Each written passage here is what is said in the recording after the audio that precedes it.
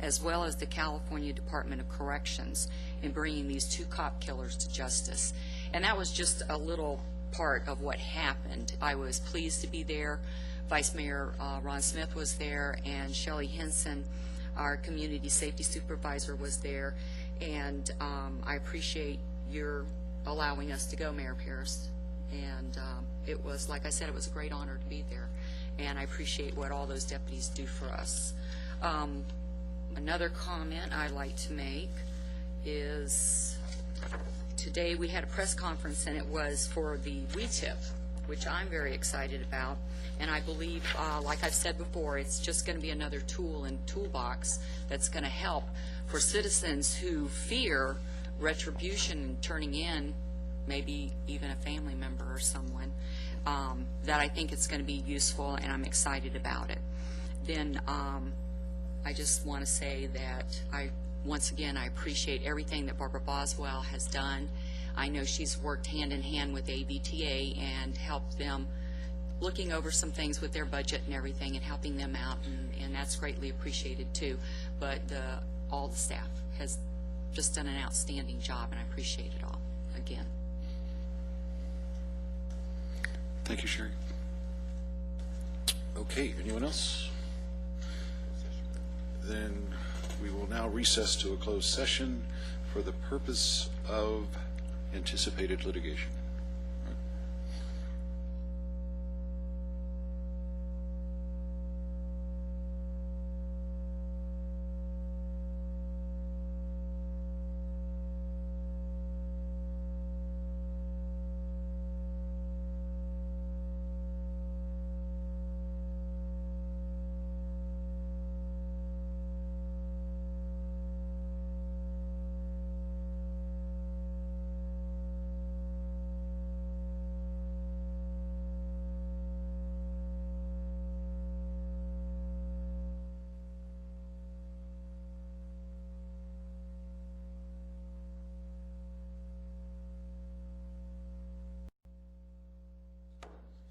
At this time, the Lancaster Criminal Justice Commission is called to order.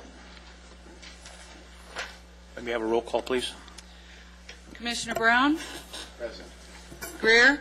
Present. Johnson? Present. Vieira? Present. Vice Chairman Chris? Present. Chairman Augusta? Present. Thank you. At this time, we'll begin with our presentations. The Hook of the Month presentation by Vice Chairman Chris.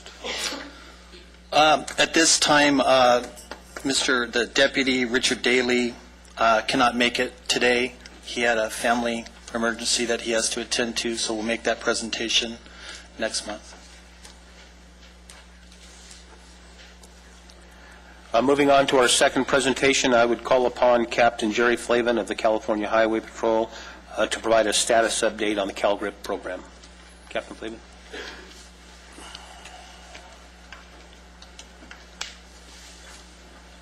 Good morning. I didn't realize that our program was quite so popular, but I heard it was something else, though.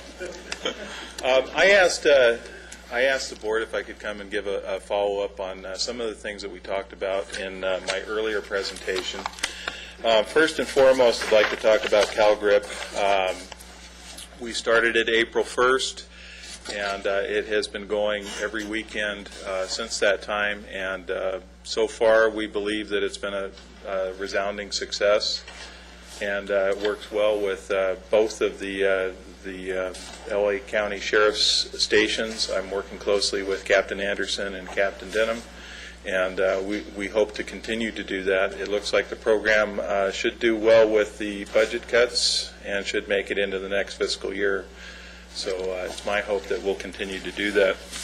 Just to give you an idea of what we're doing out there, we've made 1,061 traffic stops, 227 citations have been issued, impounded 25 vehicles. We've had 25 felony arrests, and it's just been a good program for both agencies, and I believe for the entire Antelope Valley. So we hope to continue doing that. I'm going to keep my presentation brief. I know that you have a big agenda, but the other thing that was brought up to me on the last presentation was a joint DUI checkpoint, and we will be doing that. I'm not going to give out the date until we have to, but we are doing that, and we're doing it with the Lancaster station, and I thank Captain Anderson for allowing us to do that. And I did bring my staff with me. I brought all but one of my sergeants and my lieutenant, and we look forward to working with all of you. Does the board have any questions for me?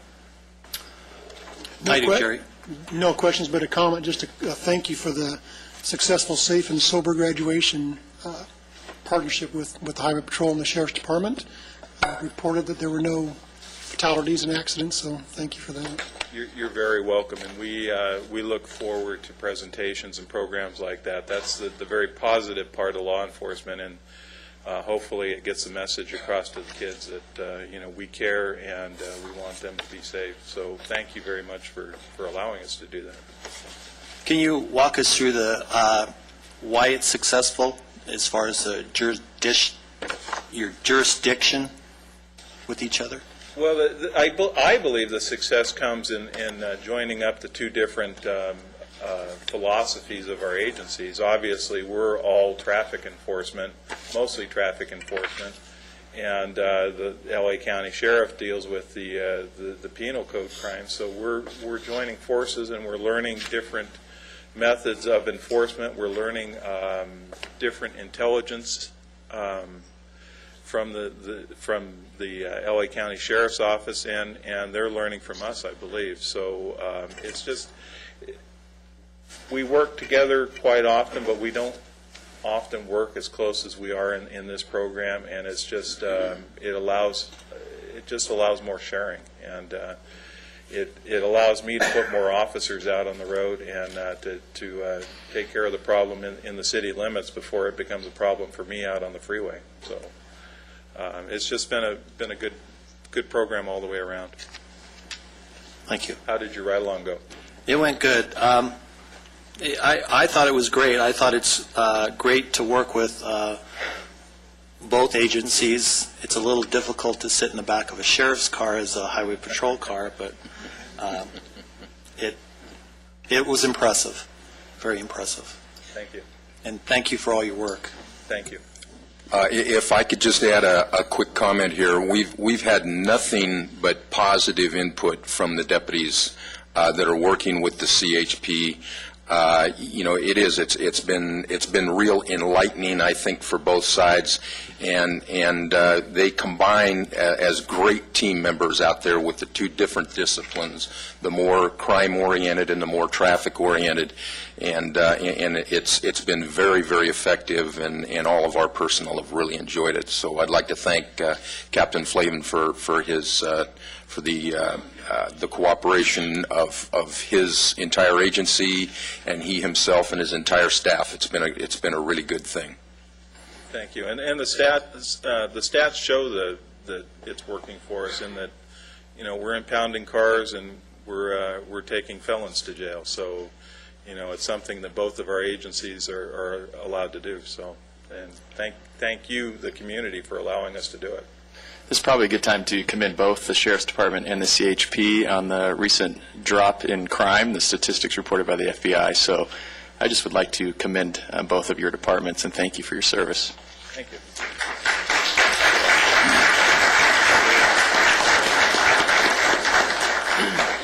Can you stick around until we get done with new business number 1 in case we have any questions for you?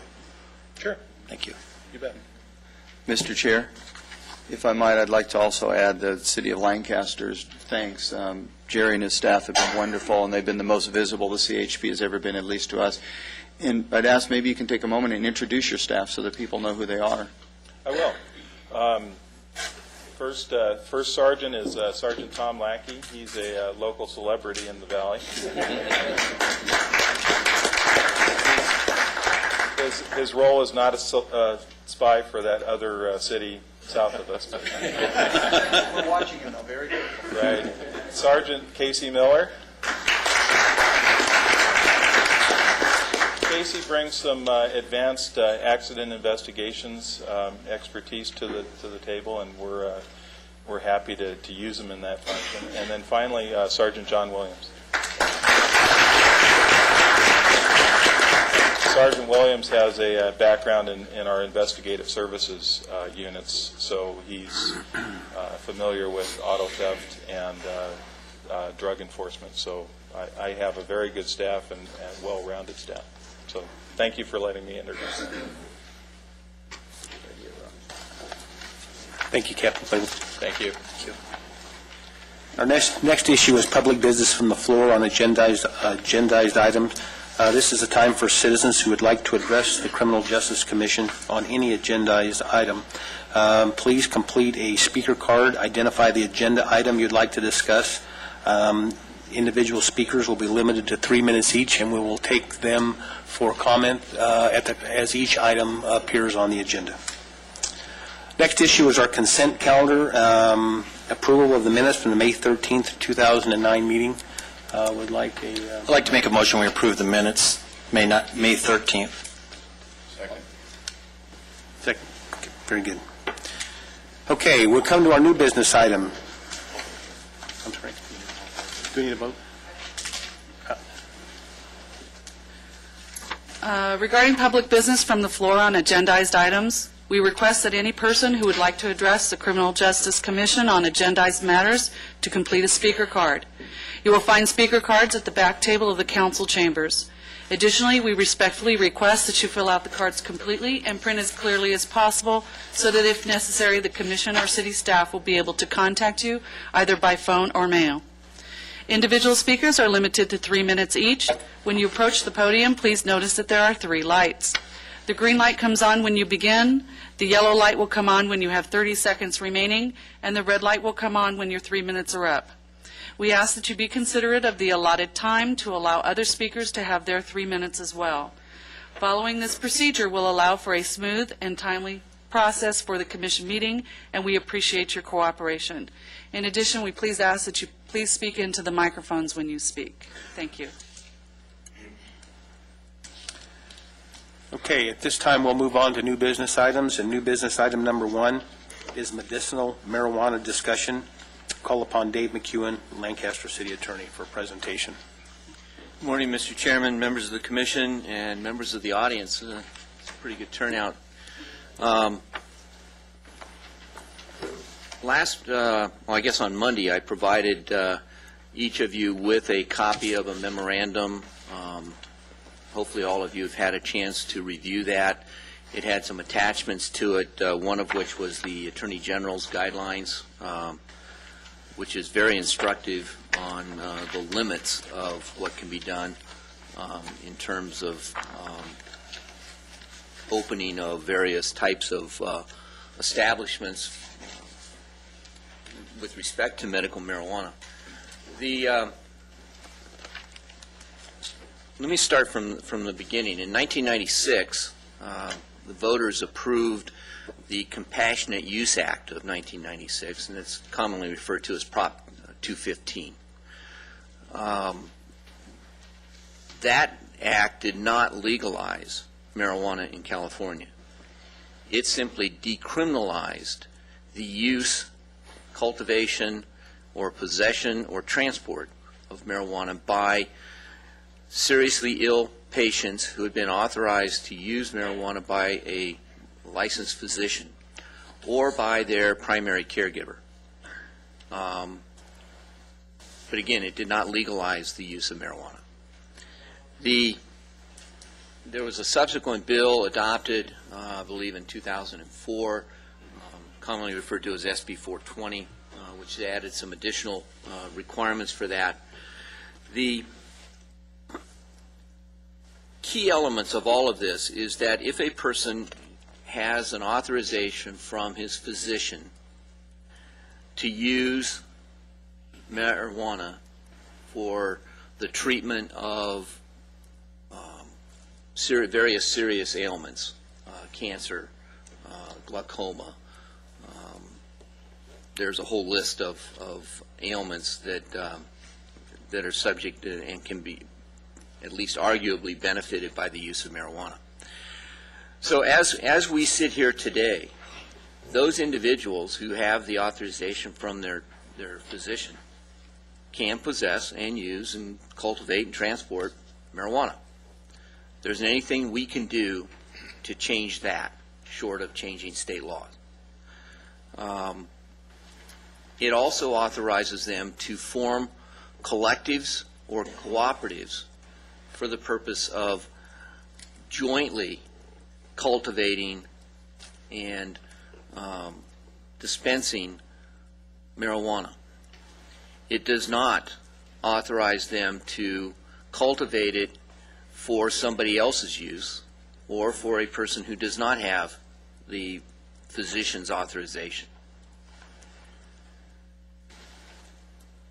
So far as I know, we don't have any provision in any of our codes for allowing those cooperatives to operate within the city, to open and use it. And I think some of the confusion that we see coming from this is that there are in some places dispensaries that are opening, storefront dispensaries. I don't know that those are authorized by Prop 215 because in many instances they are operated by those who don't have a doctor's authorization and are not the primary caregiver for one of those patients. There's been some effort, I think, in some of these dispensaries where they have the patients come in, they sign an authorization to join, and they designate the individual operating the dispensary as their primary caregiver. The courts have said that's not enough. Primary caregiver has to be someone who provides daily assistance in the ordinary care and daily living decisions for that person. So it's more than just somebody who's going to provide medical marijuana. So again, those kinds of things, and I see in the LA Times that the city of LA has been dealing with the problem of these dispensaries opening throughout the city. And I think it's something that we need to perhaps consider adopting an ordinance to regulate before we have a problem like the city of LA has a problem. And we need to consider the kinds of regulations, the kinds of adverse impacts that would be caused by a cooperative or a cooperative opening in the city of Lancaster. Even if it's properly formed under state law, they can still have adverse impacts. If they're operating out of a residential house, you're going to have traffic impacts. At least potential traffic impacts. So it's that kind of thing that I think we need to be thinking about in terms of addressing so that we get ahead of the curve in terms of preventing the adverse impacts that will come from somebody doing something that is otherwise lawful under state law. There's also some confusion around the application of federal law. Federal law makes the possession and use of marijuana. It's a Part 1 drug and is unlawful under federal law. And if federal authorities are to arrest you for possession, then the federal law is going to apply, and notwithstanding a doctor's authorization, you're still violating the federal law. Under state law, though, states are not preempted from adopting their own regulations, and the courts have held that the federal drug laws do not preempt local states from adopting something different that would allow the use for medical purposes. And the AG's office, the California Attorney General's office, has issued guidelines that basically instruct local law enforcement not to use the federal law to prosecute somebody where you can't prosecute them under state law. So again, use by a patient who has a doctor's authorization. It's not a prescription. They can't prescribe drug that is on the Schedule 1 under the federal law, but they can give you a written authorization. The law says you can have a verbal authorization, but trying to prove a verbal authorization is almost impossible. And I would recommend that any regulation we have would have a requirement of a written authorization. SB 420 also authorized the issuance of ID cards by the County Department of Health. And that clearly is there they have verified that the person has the authorization and is a patient that is allowed to use medical marijuana. It has an expiration date, so it can expire. But those cards are helpful in IDing people. We could consider having our own verification under local ordinance, though I think that may be going too far, and we could just simply rely on either a written authorization from a doctor or the ID cards under SB 420.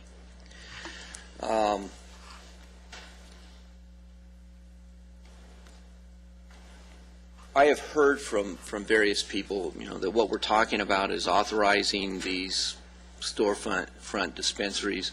I don't think that's what we're talking about. I think what we're talking about is trying to regulate where the co-ops will operate will operate legally under state law, which they could do, and prevent them from having adverse impacts on neighborhoods where they might be located. You could do things like restricting them to industrial areas, keeping them out of residential areas. We can't prevent an individual from cultivating marijuana in his residence if he's not doing it in cooperation with somebody else. There are also restrictions on dispensing marijuana to persons who do not have the authorization. You can't do that. If you are operating as a cooperative, I don't think you can pay an individual to operate that who is not also a qualified patient with a doctor's authorization, because that person would not be exempt from the state law prohibitions on the use and possession of marijuana. So there are a lot of things that we can control locally based on the state law. And the question is, where do you want to go with that kind of regulation? Is it against federal law? The use and possession and cultivation of marijuana is a violation of federal law. And what if we did nothing? Left it as status quo? Can we do that? Yes. And if we did that, what's the legal ramifications to the city? I don't think that we'd have any legal ramifications. The question is then where would the cooperatives go? I'm not all that concerned about impacts from individuals.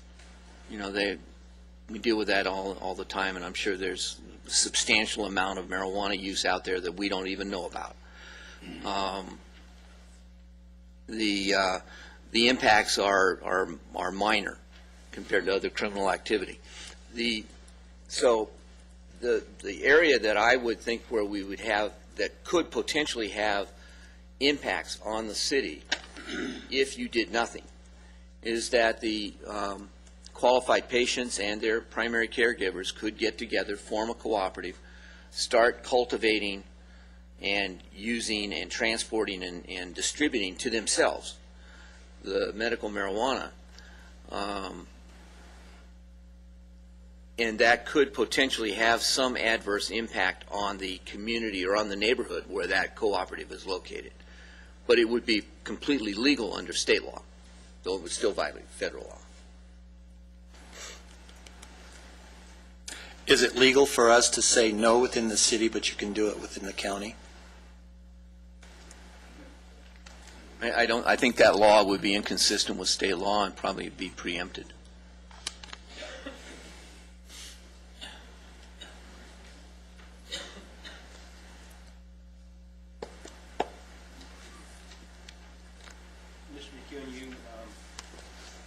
You stated that, and I want to make sure I got this right, that Prop 215 does not legalize possession, cultivation, transportation, but it decriminalizes it. Is that, could you distinguish for me the difference between legalizing and decriminalizing? It's a very fine line.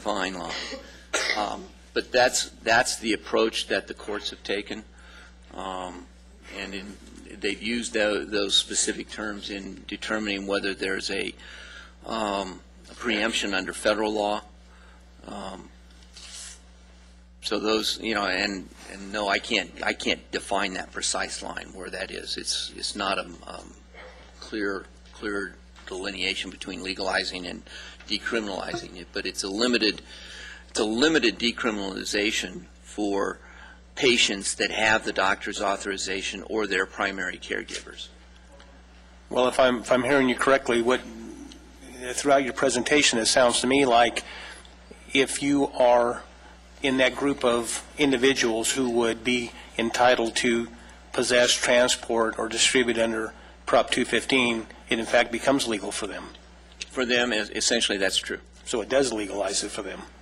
But only for them, and only under limited circumstances. If the city were to adopt an ordinance, hypothetically, if the city did adopt an ordinance, could a resident of the city who was in opposition to this ordinance become a plaintiff in federal court to enjoin that action?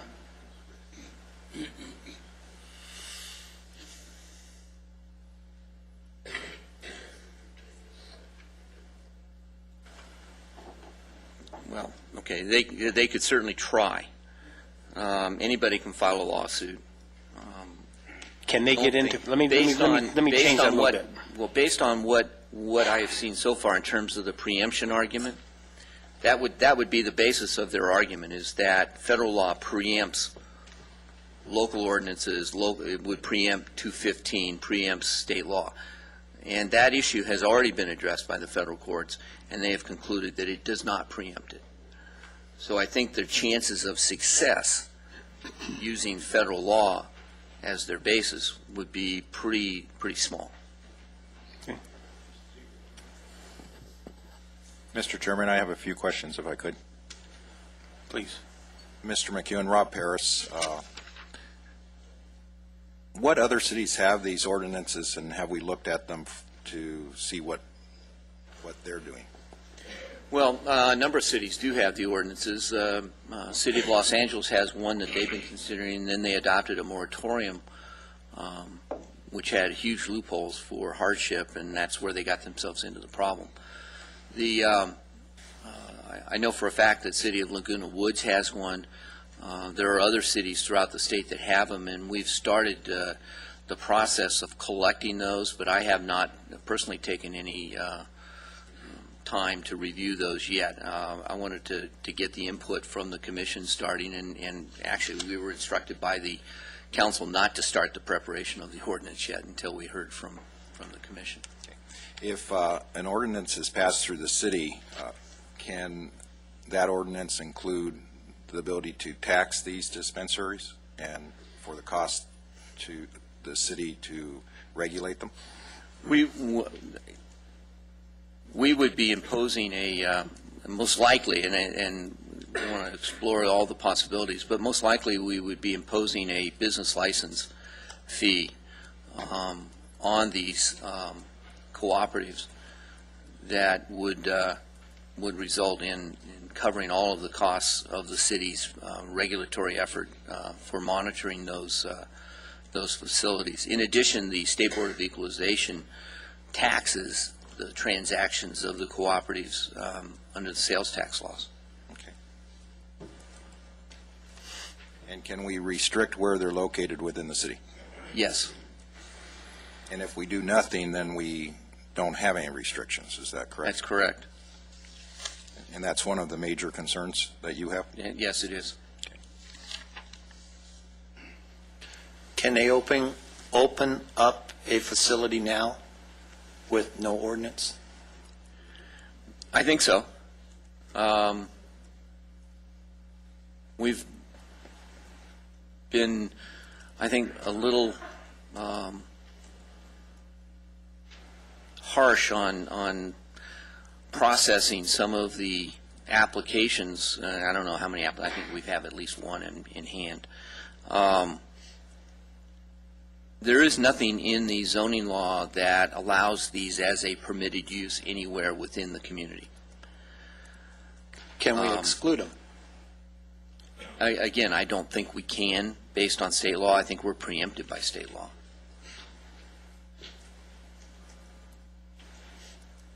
To exclude them completely, 100% exclusion. I think we can certainly regulate them, and we can put limitations on the number of units that can be located within a certain distance of each other. You know, say, for example, you could say none of them can be located closer than 1,000 feet of any other one, or you could use 2,000 feet, or, you know, pick a reasonable number. It's got to be reasonable, and it can't eliminate all potential uses in the community, but I think you can certainly regulate them by distance and by zone. My understanding is that these cooperatives are largely inventions of people who have tried to come up with a way to more conveniently dispense marijuana to patients who qualify for medical marijuana, and that by structuring themselves in a certain way, they comply with the law. Why is this in front of the Criminal Justice Commission? What function does this commission have to help answer this question one way or the other, or really what is the question? Well, why this is in front of the Criminal Justice Commission is a question you have to ask the city council members. They're the ones that directed us to present it to the Criminal Justice Commission. And I think it has, you know, it has some impact on crime in the community. The city council would ultimately, as they directed us, like some kind of recommendation from the Criminal Justice Commission on this issue. But what I understand is that independent of what the commission recommends, or maybe even independent of what the city council recommends, people are able to collect together and form a collective distribution process under state law. Under state law, they are permitted to do that within certain limitations. The question, I think, for the city and for the commission to weigh in on, is there any way that we need to regulate where these co-ops go? Will that assist us in preventing them from getting out of hand, prevent the transformation of any of the legitimate co-ops into sources of illegal marijuana? And I think that's disbursement to non-patients, disbursement to anybody that's not qualified to do that. I think that's an excellent goal, but as yet I haven't heard any statutory authority that we have to regulate. We have general police power authority to regulate within the city. And I think under that authority, we have very strong authority to adopt the regulations that we need to adopt to ensure that we don't have illegal cooperatives or dispensaries operating within the city of Lancaster. And police power authority is, you know, it includes zoning, it includes business license regulations, that type of thing. Mr. McEwen, in the cities that you're aware of or cities that you've studied that have implemented such programs, how do they enforce the rules? Whose responsibility is it to enforce the rules and provisions of the ordinance? Well, code enforcement for one, the police departments in the respective cities, in our case, the sheriff's department. Because obviously, if they're not in conformance with the decriminalized provisions of Prop 215 and SB 420, then it becomes a crime, correct? That's correct. In some instances, that crime is a felony. In some instances, it's only a misdemeanor. So the primary agency with responsibility for investigating that would certainly be the local, in this case, would be the sheriff's department, correct?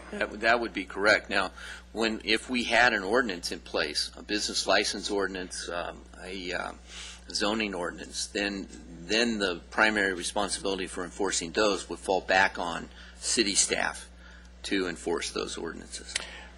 In those cities that have adopted such an ordinance, do you have any idea at all how much the city is allocating for additional police officers that would investigate such crimes? No, I don't have any data that would indicate how much that might be, though I would certainly advocate very strongly that if we were to adopt an ordinance which required additional staff time to enforce, that we apply a fee under that ordinance that would cover those additional costs.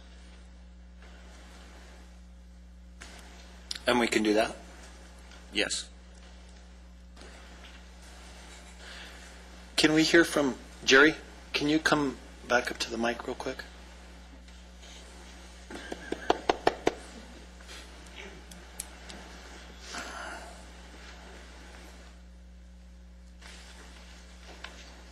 Could have picked a better meeting for this. Your opinion? Vice Chair Christ, if I could jump in for Captain Flavin. He's not in a position to speak for the Highway Patrol at this meeting. We didn't ask him to come prepared to do so, and I think it's probably not appropriate for us to put him on the spot under these circumstances. Certainly, I think the Highway Patrol can.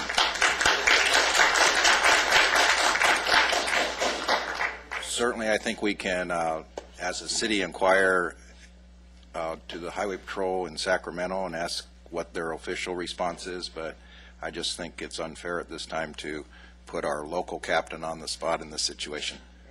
Certainly, I'll let him speak for himself, but that would be my preference. And plus, the general aspect of the provisions of this wouldn't fall within the purview of the California Highway Patrol anyway.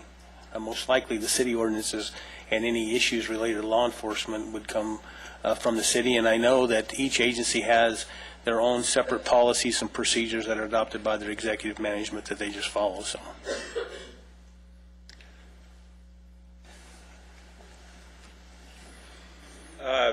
I agree with Mr. Paris, and I really cannot speak for the department or the Attorney General's office for that matter. One thing I would like to say, though, is the acronym is DUI.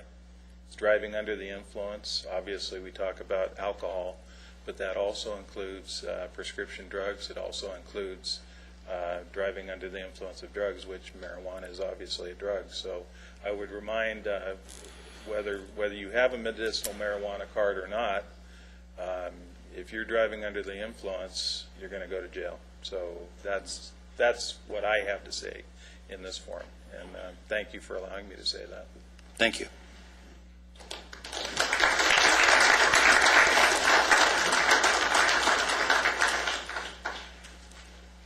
Just a basic question, if I could ask you. You know, I've heard about cooperatives and dispensaries. What is the primary difference there? One you can cultivate and transport, and the other is for distribution. I mean, what is the primary difference? A cooperative is actually a recognized business form in California, and there's a process you go through to form the cooperative, but it consists of the members of the cooperative. In this case, to qualify, would be patients who have the doctor's authorization or their primary caregivers. And you could have a group of those get together for the purpose of collecting their efforts in cultivating the marijuana and then dispensing it to the various members. A dispensary is a little different, as I interpret how I understand they have been used. The dispensary is more of a, and for lack of a better term, I'll call it a storefront operation, where the patients go to the dispensary and obtain the marijuana from them. And that person, the person dispensing it, may or may not be a patient or a primary caregiver. And those are not authorized by Prop 215. So how does the dispensary get the marijuana? How does that take place? I'm sorry, say that. How does the dispensary get the marijuana? Good question. I mean, to be legal, they have to, the patient or primary caregivers have to grow it themselves, or the cooperative of patients and primary caregivers. They have to grow it themselves. They can't obtain it from outside sources. And again, so is that through then a prescription, or is it paid for, or then how does that transaction? They would then dispense it to their members. They have to maintain records and show where it was grown and where it was dispensed to whom it was dispensed, and they have to maintain those records. The State Board of Legalization taxes each of those transactions, so they have to pay sales tax on that transaction. You mentioned earlier that marijuana is not a prescribed drug. It's not there's not a prescription. Doctors cannot prescribe Schedule I drugs. Who does? How does that take place? It's not a prescription. It's a written authorization. They're playing with words. I agree with you. It's the guy writes a prescription out on a pad of paper and hands it to you. He writes out the written authorization for this and hands it to you. I guess my question would be then, what agency or who determines, or what list does it come from, whether something is determined to be a prescription or an authorization?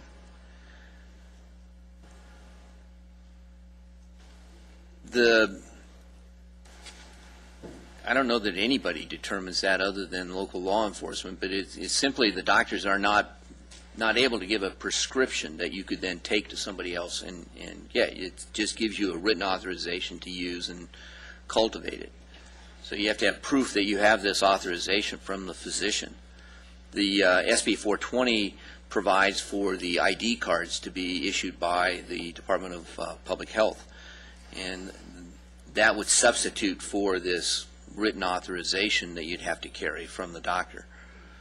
So if you have that ID card, that would prevent you from being arrested if you they pull you over and determine that you're in possession of marijuana. That card would prevent your arrest and would also prevent the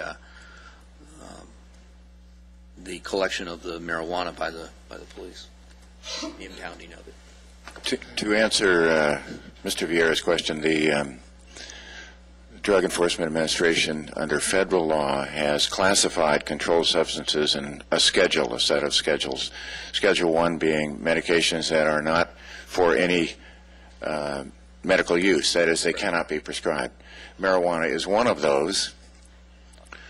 And what's happened, at least in some states, the states have said, well, we want to be able to distribute marijuana to people who need it for medical reasons, and we will set up this alternative system outside of the DEA schedule system. Clearly, the federal law, if they chose to enforce it, I think, would preempt the state laws. They have chosen not to enforce it and allow the states to come up with their own ways of approaching this. In other words, they've simply chosen to ignore or to not enforce the federal law in the way that they might. So the states and the Attorney General in the state of California has said, we're going to take this attitude on the part of the federal government as a tacit permission for us to proceed with the intention of the proposition. Thank you. That's very accurate. So, I'm sorry, go ahead. so having said some of these things, have absent any ordinance, any regulation, there's no preclusion of a co-op or a dispensary to really exist then? That's correct. Okay. Mr. McKeown, you talked about a co-op and how the co-op would work. Now, I'm assuming that these individuals that would have would fall into the program would be people who have a sickness that requires them to have medical marijuana to at least alleviate the symptoms of their illness, correct? That's correct. And so there's a presumption that I'm presuming, and correct me if I'm wrong, that a co-op would allow these individuals who are pretty ill to come together and pool their resources so that they could cultivate the marijuana that they would each individually use, correct? That's correct. Do the provisions of a co-op allow them to, the co-op itself, to hire somebody to do the labor part of growing the marijuana? My read of all of the restrictions and regulations is that it would not, because that person would not be a patient with an authorization from a doctor. Could the co-op qualify as a caregiver? Under various court opinions, no. The mere provision of marijuana for medicinal purposes does not qualify the provider as a primary caregiver. You have to go beyond that. Now, it's possible that they could be a primary caregiver, but you have to go beyond just the providing of the marijuana. You have to make everyday decisions for that person's health or daily care. To your knowledge, is there any for lack of a better word, maybe we'll defer to Dr. Brown to answer that. Is there any quality control at all that you're aware of that governs how the drugs are grown, how they're cared for? Is there any quality control at all to determine? Not that I'm aware of.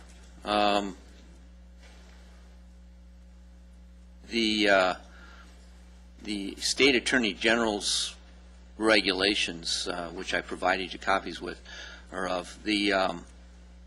they only talk about the number of plants, adult plants, and growing plant, or I guess non-adult plants that you can possess, and it limits that. But it provides, that if you need more than that number of plants, that you can possess that if you can show that it is reasonably required for your medical problems. Okay. But that's the only regulation in terms of the plants that they have, and so in terms of quality, I'm not aware of any regulation on that. I think that, to my knowledge, there's never been any effort to try and ascertain quality control. Yeah, I'm not aware of any. Any other discussion or question? Well, just this written authorization can only come from a medical doctor, is that correct? Correct.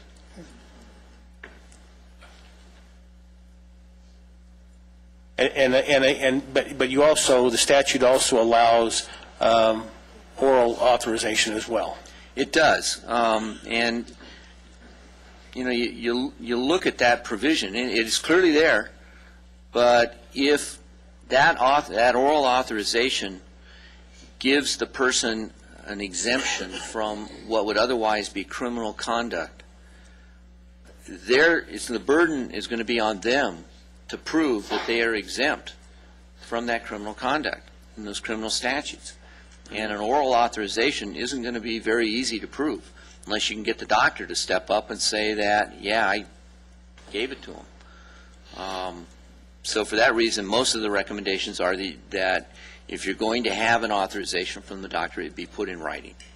Do we have any other discussion on this issue before we take public comments? I have a question. Mr. Paris, Rob, is it okay to ask Axel his opinion? I think our own captain might be in the same situation. It might be a sheriff department issue that the sheriff himself would want to address. Okay. But I would certainly let him speak for himself.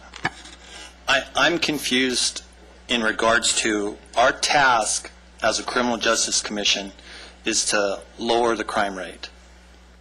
So without the input from our top officials, how do we make that decision? I would say you're asking two different things. The first is the city council has asked you to come up with a recommendation on this issue, and I would define this issue as regulating medical marijuana in this community based on what the law allows, opinions, etc. As a criminal justice commission, I agree with you, is that the impact of marijuana on the crime rate, I think, is something that the sheriff's department certainly could comment on, not the legalization or an ordinance of the city. But I'd like to be clear. I think the criminal justice's task is to give a recommendation on the regulation of this to the city council.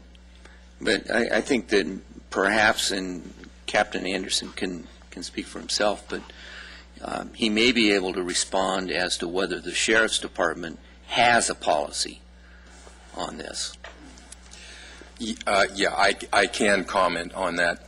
Right now, and I'd like to say to our city attorney, Dave McEwen, that was an excellent report. And I think what it made clear is the confusion right now and the complications we have, with medical marijuana and all the and all the surrounding things that are going on with it. Right now, we are waiting, the sheriff's department, for an opinion from county council on these things. What we need in law enforcement more than anything else, we don't make the laws, we enforce them. And what we need in law enforcement more than anything else is for some direction and for some non-confusing legislation so we know which way to go on it. Right now, we're in a sort of a legislative black hole. We really don't have any clear direction to go. So there are so many inconsistencies in federal law and state law, and certainly our local governments are struggling with this. So the answer is we need more direction so that we can go about doing our job. If I could interrupt for just 1 second. Dr. Shaw and Dr. Shamasunder, two of our cancer doctors here in the community have appeared today to give some opinion on this. I recognize that their time was very limited and they were able to come down, and I think I see them fleeing. And I wonder if there might be a way we could hear from them out of order so that before they leave, because I think it would be useful to hear from them.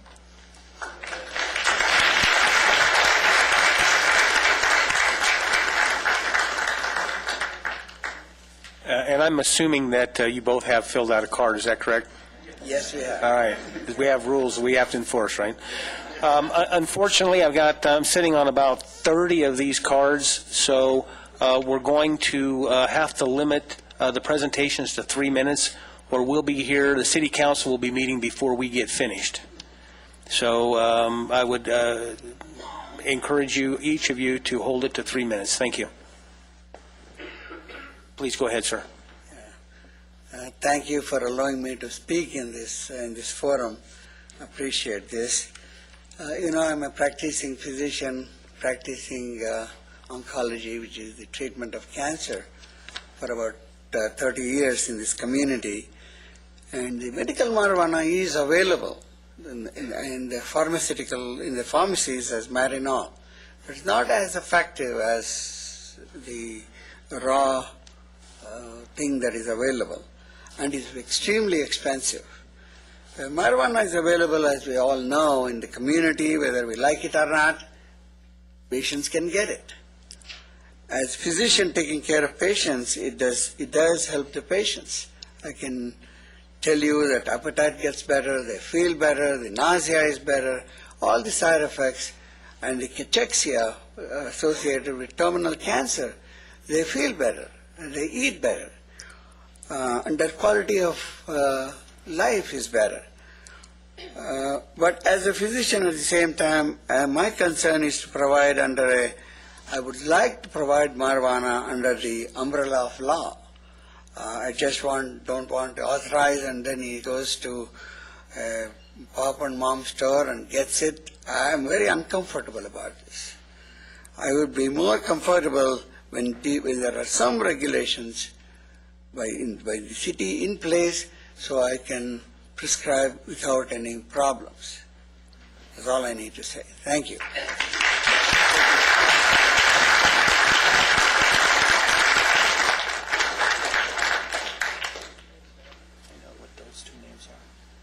Thank you. I'm Dr. Shah. I'm at Antelope Valley Cancer Center, and we've been treating the cancer patient for 30 years in this community. We face this question all the time, and the reason I am for some kind of a structured way so patient can go and they can find a legalized way where rather than going through different cooperative or finding out the place where they are not sure what they are getting, who is doing. I had a patient last week, and she came and she said she got a prescription from a doctor in Palmdale, and she got for $25. There was a prescription for a doctor, so-called doctor, and she gave me the name, address. He said, if you have any other patient. And the next day you see in the newspaper he was arrested in the jail, Dr. Washington, and it's a big headline. So I think when it's not regulated, these patients really need it. I think I'm talking from strictly point of oncologists, cancer specialists. I think these patients, they are not addicted. They don't want to take drugs. I have to give them morphine. I have to beg them sometime. They think they're doing something wrong, but they really need it. And we give prescriptions like morphine and Dilaudid and Duragesic, which are more dangerous. But we cannot give marijuana, which may make them feel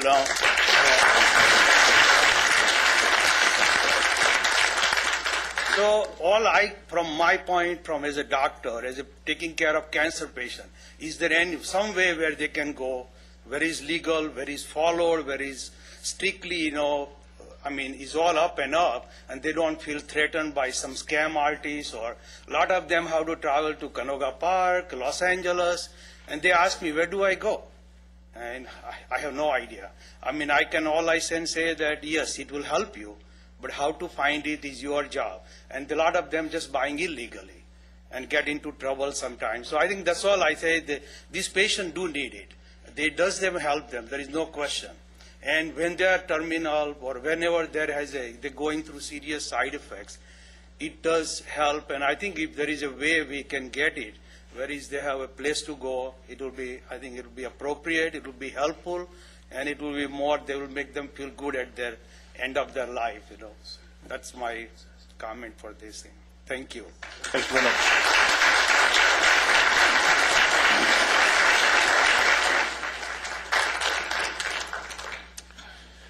These are in random order, so I will call them as they come up. David Castro.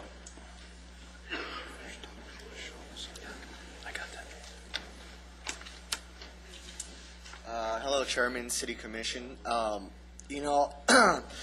believe that a medical cannabis for the sorely ill patients out here in Antelope Valley would do great. Might even possibly revitalize parts of the city that are currently kind of in the dumps right now.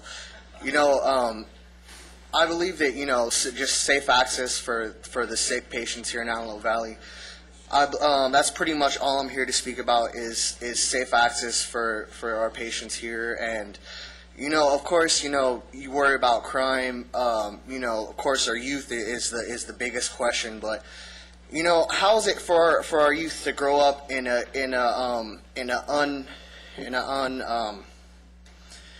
in an intolerant world where, these people are prosecuted simply on the basis of taking medicine, you don't prosecute, Dilatin patients or Oxycontin patients or, so I just believe that, the same rights as every other medicine user would be great. Thank you.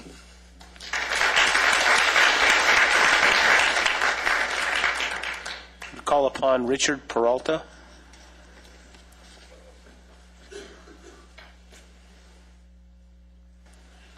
Hello, members. My name is Richard Peralta.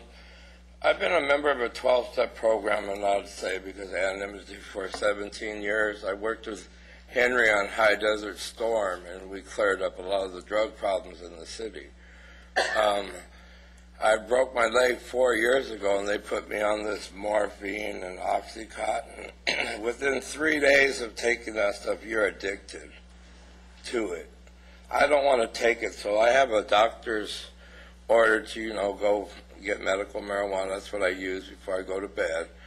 And what the doctors are doing by giving out all these other drugs are creating drug addicts. The city's rapid. Our city is rapid with people selling Vicodin on the corners, okay, selling all these drugs that they're addicted to that they can't get. Marijuana is not addictive. I've been clean 17 years. My sponsor from the program knows that I use it for medical use. When I go to the place, I have to drive all the way out to San Fernando Valley. That's money and taxes we could be keeping in this city. Okay. I've lived here 18 years. I've worked with the city council closely over the years, and some are probably looking at me now going, but it's okay because I do it at home before I go to bed. I transport it and don't take it out. I was pulled over once, and I didn't have my card, and I went to the city, and Tamarack told me, Richard, keep your card on you if you're walking to the liquor store, because that costs the city money just to, not prosecute me, just to dismiss the case. So the people that do have their cards, and you just let them go, you're saving a lot of money there too. I'm all for the people that are selling illegal. Get them out of here. Get them out of here. And when I do go in the store, it's a very rigorous thing. They call my doctor. I'm in a computer. I'm also in a computer out here based with the police department. They run a check. I have a card. I have it with me. I go home. Okay, they're very strenuously ran, these places. These 3 buzzers, and they're always in an industrial area, and I think they would benefit the impact on drugs in our city. Thank you. Wait a minute. I'd like to ask you a question.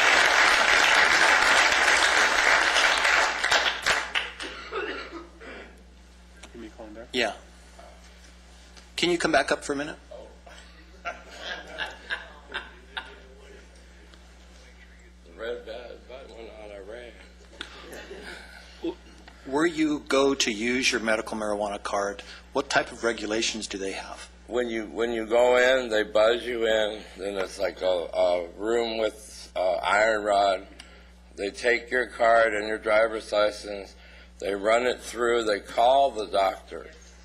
Every time they call my doctor to assure that that card is legal and usable, and you have to get it issued once a year. And it's very strict regulations when you go in. You can't just walk in. You have to be, there's cameras, they buzz you in, they look at you, take your ID, take your license. Like I said, every time call the doctor, look up in computer, make sure you're current. It's very, very regulated. Thank you. All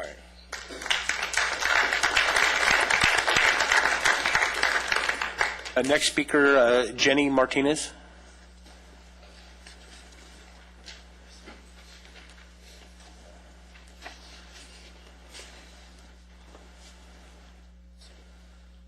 Good evening, Chairman and Vice and Commissioners. I come for you today for the topic on medical marijuana. I believe that we should have safe, affordable access here in the Antelope Valley, not only to benefit the patients here that live here, but also the city to like Mr. McEwen said, state ordinance and regulations on co-ops that can form here in the Antelope Valley instead of having them here illegally, just like we have one out here already, without regulation from our city officials as our sheriffs or any of our council members and Criminal Justice Commission. I think that it's super beneficial for the patients that it helps and the community only if we can work together on this topic. That's what I have to say.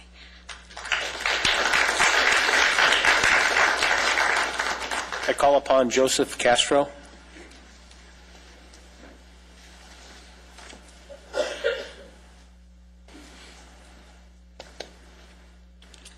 How are we doing today? Good morning. First of all, I want to thank all the supporters for coming today. I've been a patient for about now a year, I guess you could say. I used to do it illegally, yes, but the second I found out there was a legal way of going about this, an aspect, I ran with it. I went to it, and it's a whole other obstacle. You do have to go way down to the valley. I've been living there for 2 years now. That's 45 minutes going down there. It's $20 for your gas tank going down there and coming back up. So, and then a lot of our patients are terminal. They all have diseases where they can't move, they can't walk. They need a caregiver to provide to drive them all the way down to the valley. And it's hard, they get tired for an hour ride in a car all the way down there, and it's not worth it. And I'm here today for safe access. Really, I'm sorry today. I'm really nervous. But I'm here for safe access. I really do think we need it. I think it will help our community out with the crimes and whatnot. You eliminate all the drug dealers out there on the streets. Delivering medicine, marijuana. Drug dealers is not the way I want to go. I want to go at it as a whole other aspect, as it's legal. We want to be neutral. We want to be able to have people come in and advocate to them, teach them what this does. It's not just you can do more than just smoking. There's so many other things. You can eat it. There's lotions with cannabis, with hemp. There's so many other things you can use for this with this medicine. So it's not just about getting high and just chilling at home. Because I'm a patient as well. I suffer from anxiety. I have back problems. I worked at UPS and I threw my back out, and it's a whole lot of stuff. And I think it'll be really nice to have it over here rather than going all the way down to the valley and putting my money over there. We could bring the money over here. And that's what I have to say today. Thank you guys for hearing me.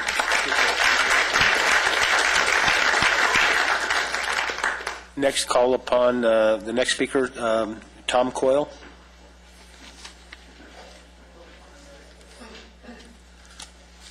For those of you that have a medical marijuana card, if you could help us out and tell us the different regulations that you see that you're willing to do, so if we decide to go that route, it would help me to decide if you can tell us, what type of regulations that you see. Meaning when you go into the place? If you're buzzed in, you have a medical marijuana, they call the doctor, you're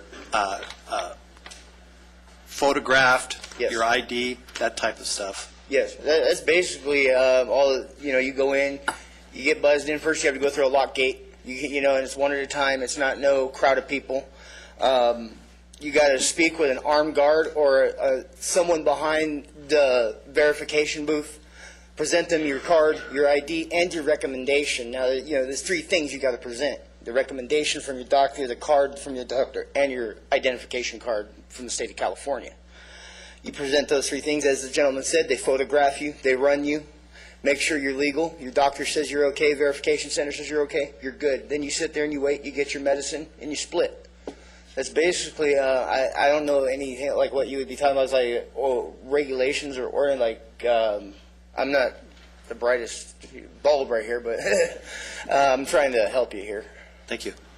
But basically what I wanted to say is having safe access up here, it's going to knock down a lot of the street level sales out here. It's going to take a lot of these illegal guys and either ship them out of town or put them in jail. That's what it's going to do. Because if you can get it legalized for patients out here to get legally and not be harassed, you're just going to improve. In my opinion, you're going to bring revenue to the city because you can't. I don't know. Don't quote me, but I'm pretty sure it can be taxed. The city has their ways. This can benefit them as well as, like I said, it knocks down criminal activity in this town too. Basically, I'm tired of driving down to the valley myself as a patient myself. I'd rather put my money into Lancaster than honestly give it to the valley or give it to someone else, you know. That's basically all I have to say. Thank you.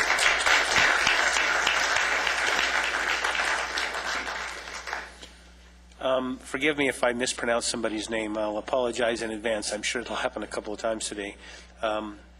Melanie, and I can't quite read the last name. I'm very sorry. Thank you, ma'am.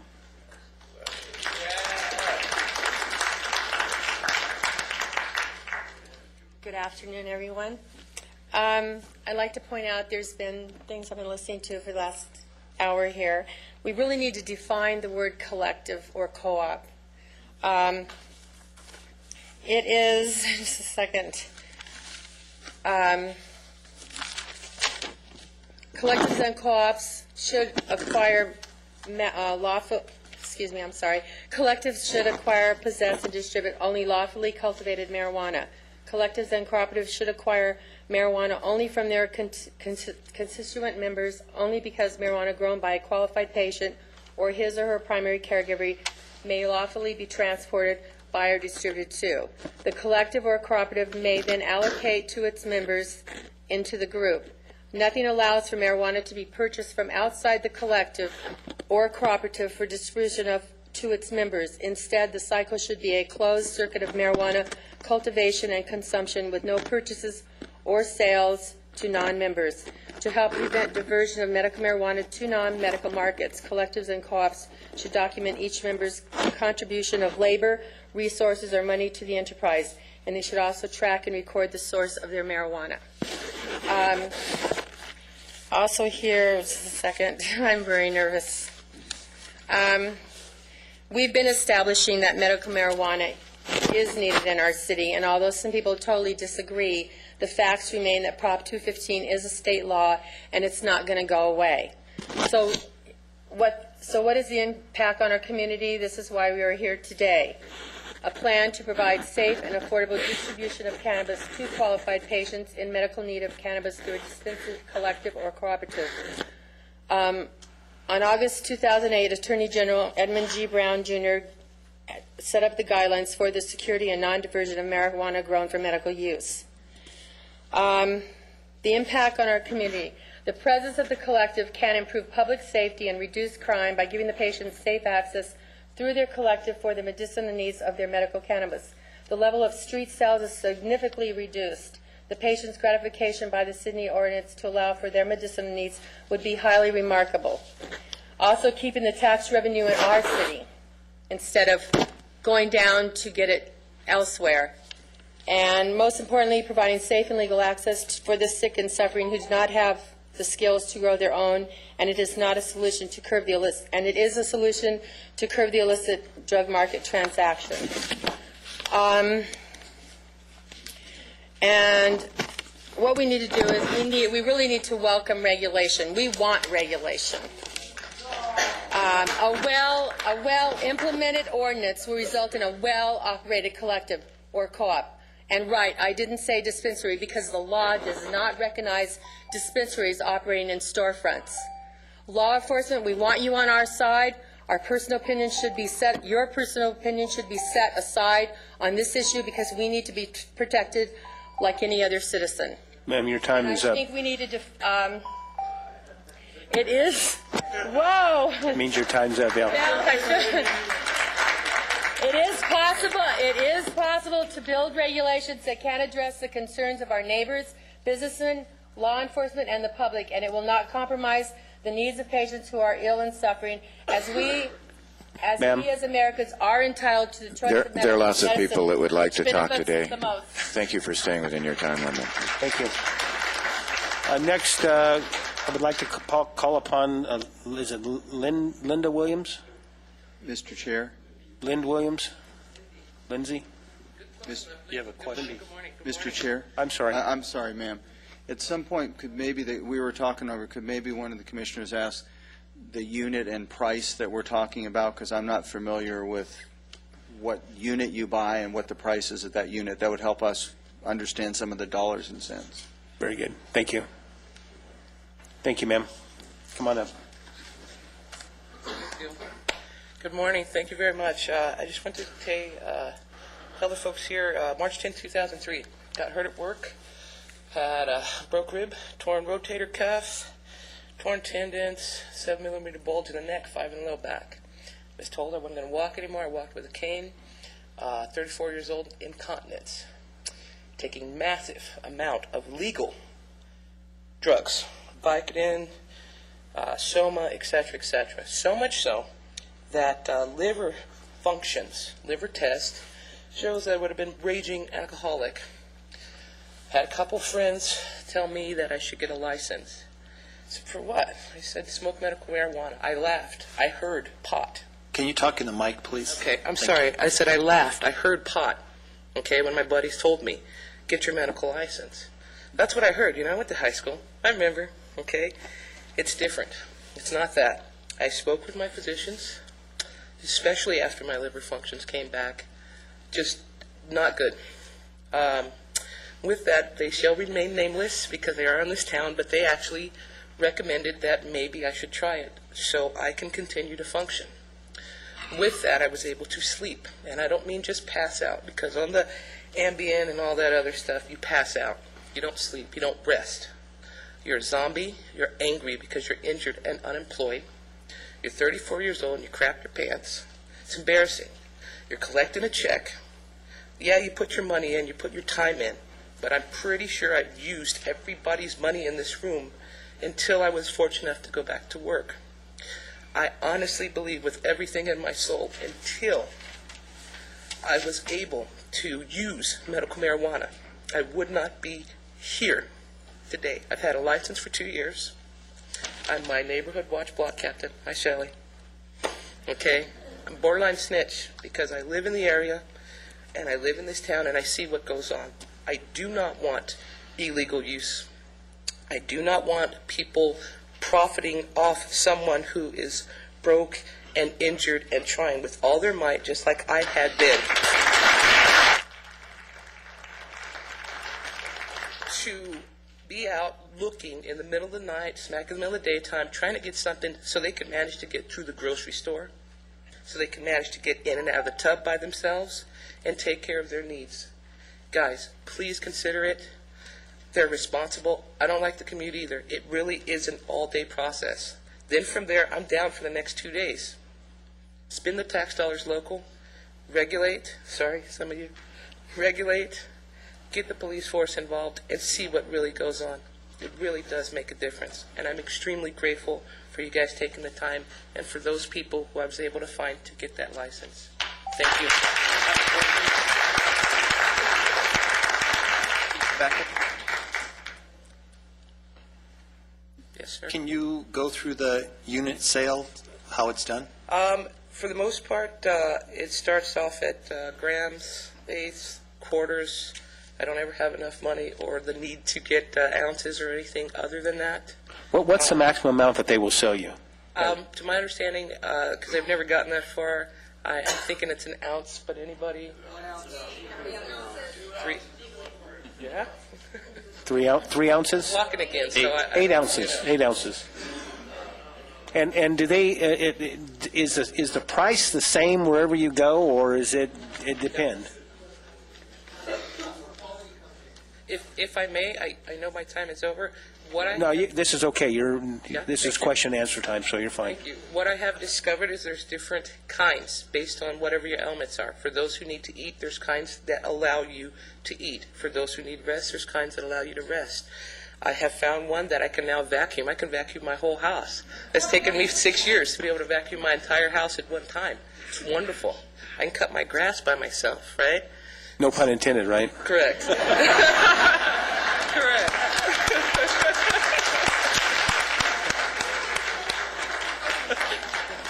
So there's all kinds of different things for whatever it is that you're needing. And I did not know that. Like I said, when I heard it, I thought pot, not medical. Now, are there some places you can go and get better quality marijuana than others? Yes. Yes, and especially, like the gentleman said, it depends on what your concerns are. But a lot of times you can go online and or sometimes even call the place and tell them what kind of trouble you're having, and they'll give you the information over the phone, and you show up. And then from there, it's anywhere from, at least what I've found personally, anywhere from $15, okay, to like a $15 to like a $25 Per what? per gram. Per gram. Correct. So how much does the 8 ounces cost? Give me a range.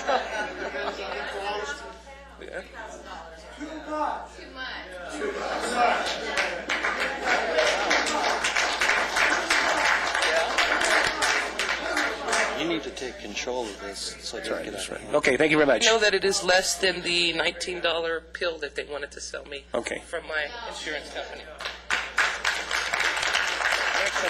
I'd like to hear from, the next speaker is Tom Paradiso.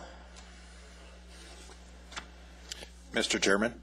Yes. You may expedite it if you want to call 3 at a time and just have 2 waiting so that they can come right up and start speaking after the next one. Okay. And where would you like them to line up? Just at the aisle. I'll call the next 2 behind Mr. Paradiso, is that correct? Yes, sir. Lee Weissman and Twyla Blanchard. Well, for 5 months now, I've been diagnosed with colon cancer. I was living in Texas. I moved out here to California, find out I got prostate cancer. They're having me take like 5,000 milligrams of Loratabs, methadone, Percocet, all this, about 18 pills a day. So I went and got a medical license for cannabis, and I've been trying the cannabis out for 2 months, and I'm not having to take my pills. I have to take the antibiotics and some other pills, but all the pain medication I don't have to take anymore. I can eat. I don't feel vomity anymore. If I don't have the cannabis, yes, I do feel sick, very sick. But when I do use the cannabis, I do feel much better, not vomity, no shaky, no upset stomach. I can go to the bathroom correctly. And when you do go into those places, you have to go in there and show your card and your ID. They call the doctor. First, they buzz you in the first door, and they look at all that stuff. And after they talk to the doctor, they buzz you through the second door. You buy your cannabis, and then you go ahead and leave. And I asked you guys if just put one here in Lancaster, because going to the Valley every other day is really hard on me because I don't have money. I have to ride the bus, and I think that we should have the money here instead of giving the Valley all of our money. That's all I had to say.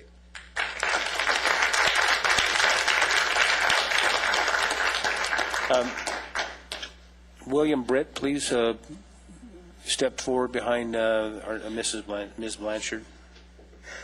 Go ahead, gentlemen and ladies. I myself, I've had 10 surgeries in the last 12 years, and have been suffering from hepatitis C. I've been being prescribed numerous narcotics and medications over the last 3 or 4 years, approximately 18 different prescriptions a month. Now, I live off of Social Security disability, which I hardly get anything for. I worked 23 years at the same company, and by having access to medical marijuana, I can alleviate 90% of all those drugs. I get like $800 a month, and my medications come out to about $1,200 a month. So I always have to punt around which ones I have to take. And it seems like there's no problem getting the Vicodins, the Percocets, and everything from these doctors, and then you have to take other pills to replace what those pills take out of your body. So it's like a round robin with the pharmaceuticals, whereas if I have safe access to medical marijuana, which I did have an attempted suicide attempt at one time and was hospitalized for it, for serious anxieties, that has alleviated that problem, and I haven't had a problem in a couple of years from it. And, the tax revenue, I don't see why it isn't just taxed and regulated like alcohol and tobacco. There's guidelines for you. And there's also ordinances up, I know in L.A. County, that you can't have any dispensaries within 1,000 yards of any kind of schools. Okay, that's already on the books. And as I heard of this morning, those loopholes you were talking about are being closed as of this morning. So the drive down there, I've had dozens of the hand surgeries. I can't drive down there. If I could, have safe access or grow my own and not worry about losing my house, being taken from me and everything else, I could save myself lots of money and I could eat again. When I do the chemotherapy, I'm supposed to eat 12 8-ounce steaks a day. Nobody could eat 12 8-ounce steaks a day. But, it helps my appetite, it keeps my anxiety down. I don't have to take 4 or 5 pills just for that. And it keeps me in good frame. Thank you.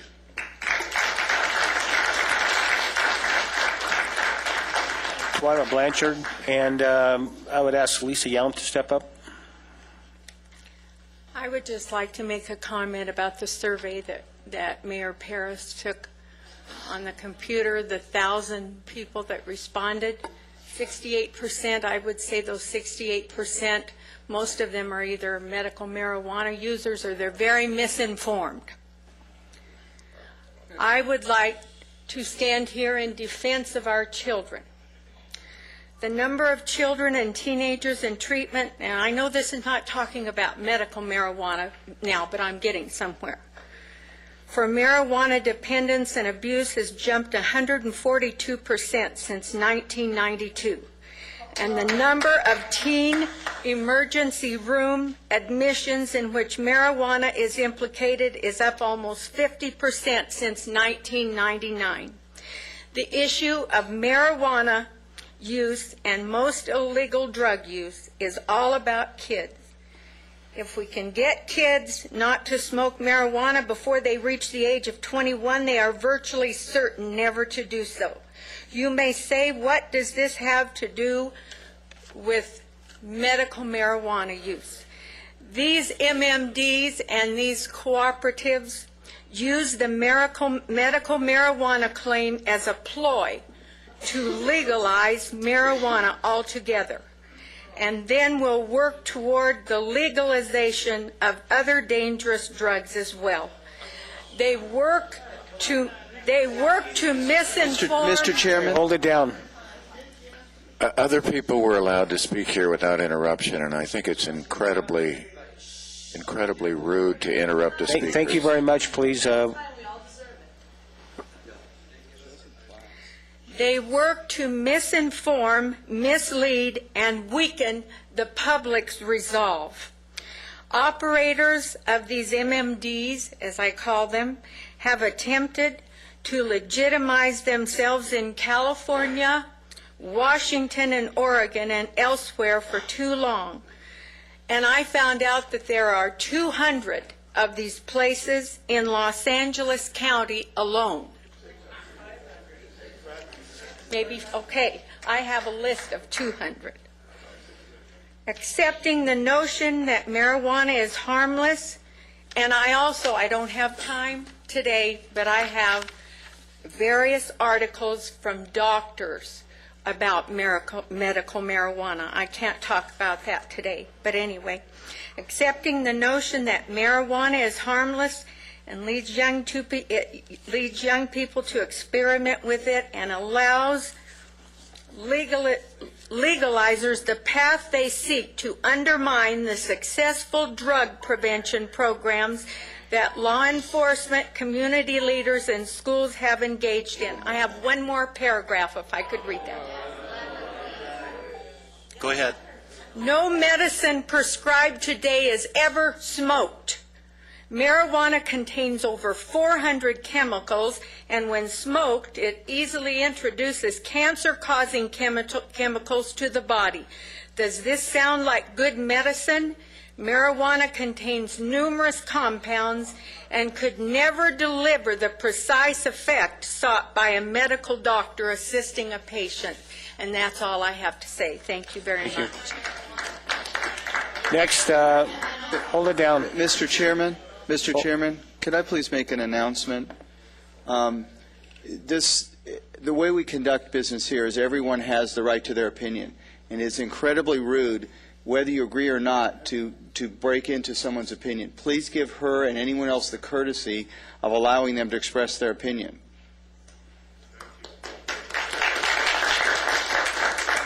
Council and Chairperson.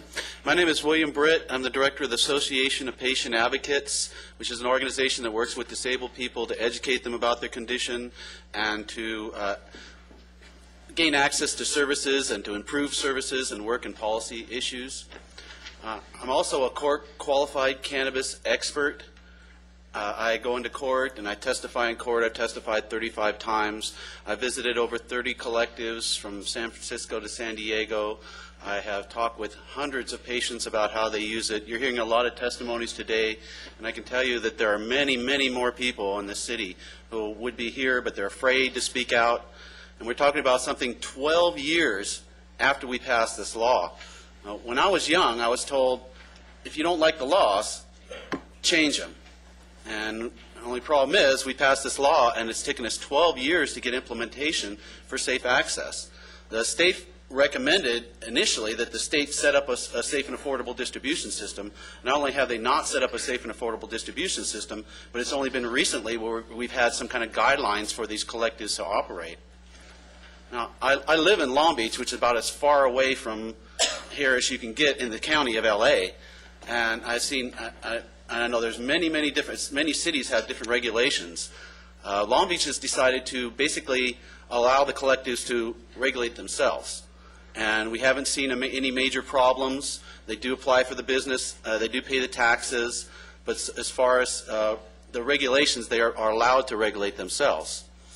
That's one model. Now, the LA County Board of Supervisors has enacted guidelines for specific guidelines for collectives, and I recommend that you go to the Board of Supervisors website and see those guidelines, because the lawyers have all gone through that. It has all the ordinances, the 1,000 feet from the schools, all the different regulations, and you may not adapt those exact ones, but it's a good guidelines, and you can see others that are similar.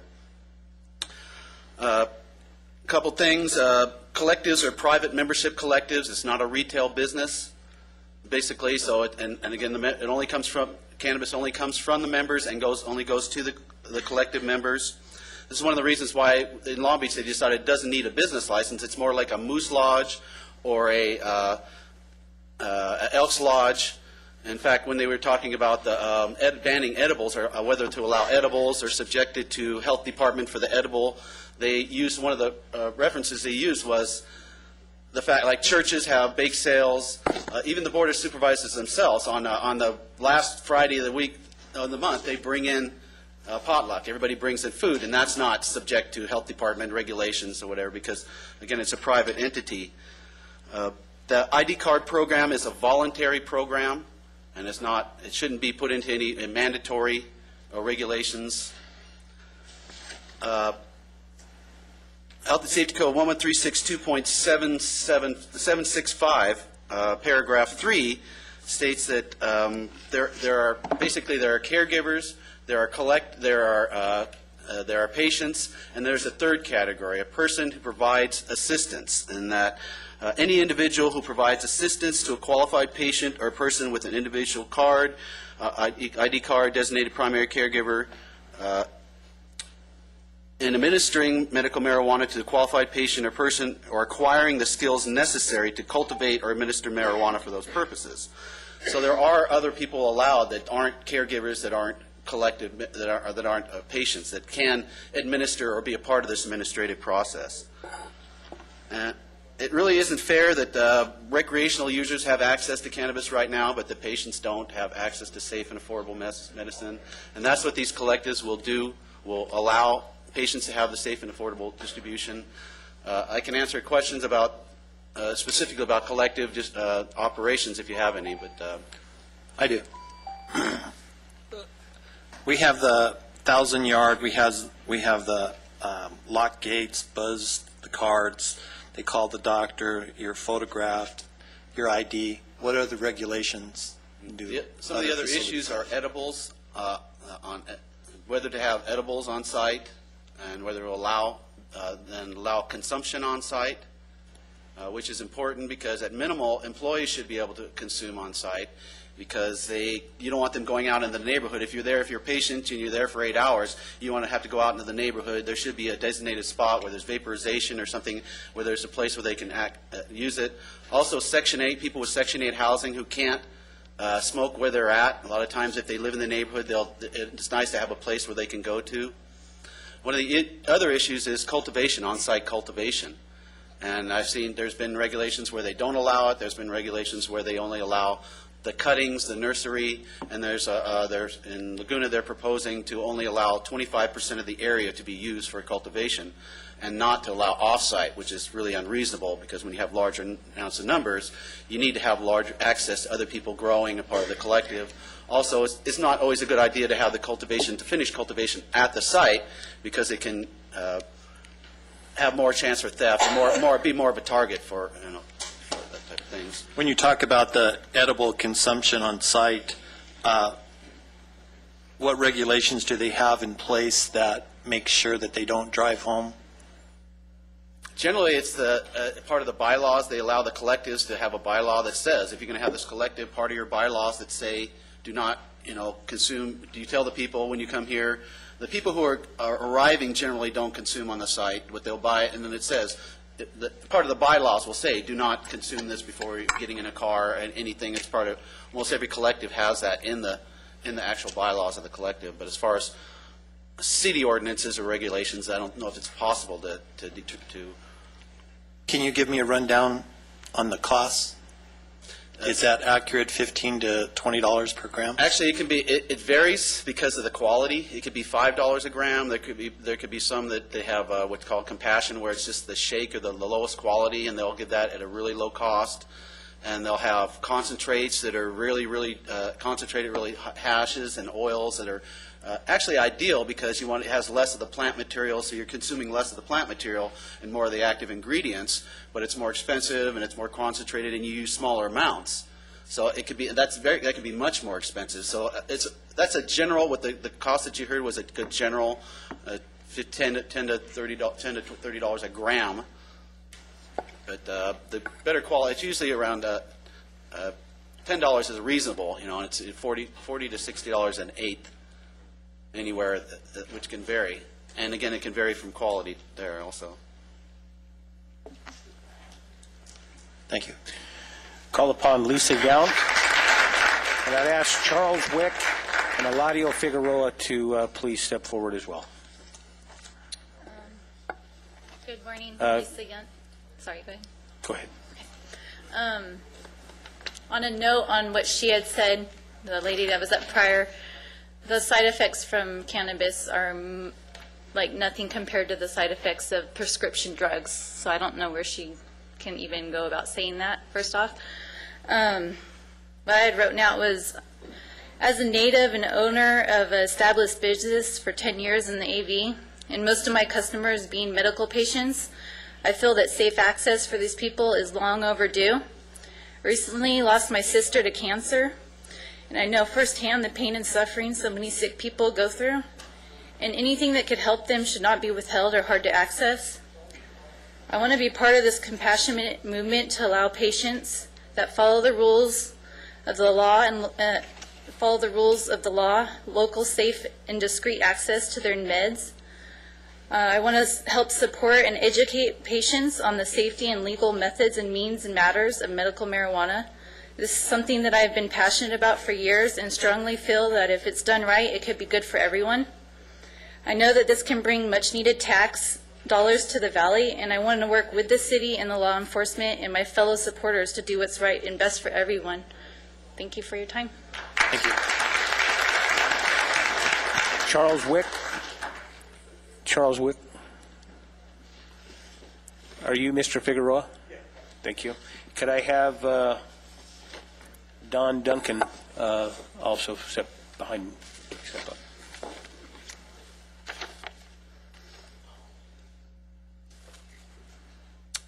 My name is Charles Wick.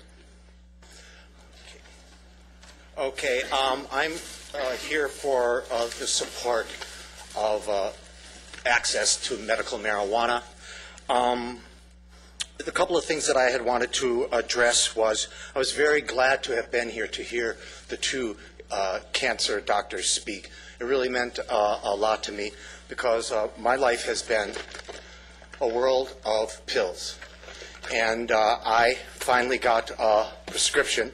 And some of these pills are $8 a piece. I also am on Social Security disability. It's been very, very difficult to get $800 and have almost $600 medications a month. It's hard to live, and I admire myself because I've survived.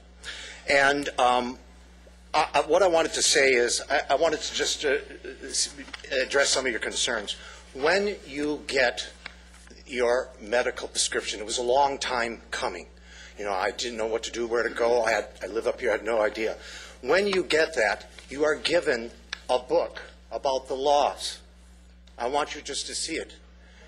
These are a question and answer.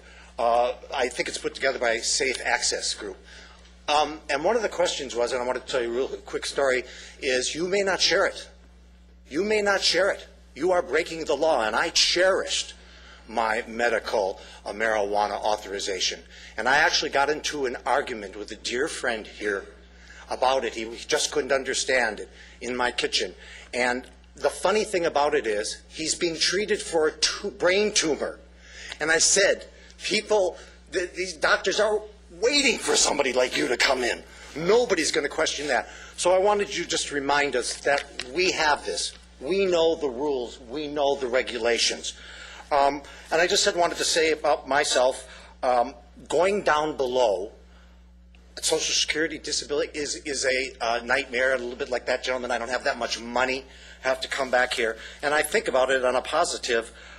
The most important thing I wanted to say is all studies show that people with multiple sclerosis, with cancer, who use marijuana illegally or illicitly cannot respond to their therapies. But with legal marijuana, they are able to respond more to their therapies. And there's many studies that I'm willing to share with you if you'd be interested. And also, for your own curiosity, if you gentlemen or anybody here would like to see this on the commission, I have many of these books, and they list, and there's 600 stores down below. So I just wanted to mention that, and thank you.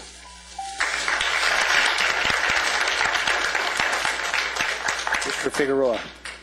Nice almost lunchtime, but still good morning, Mr. Chairman and commissioners. I'm here in support of the safe access to marijuana, medical marijuana. I am a disabled Vietnam veteran, 100%, and there was a pamphlet at the VA in West LA that had medical marijuana available to veterans. And wow, I said, wow, let me see, because I take so many pills now. I mean, almost a good number, 20 pills daily.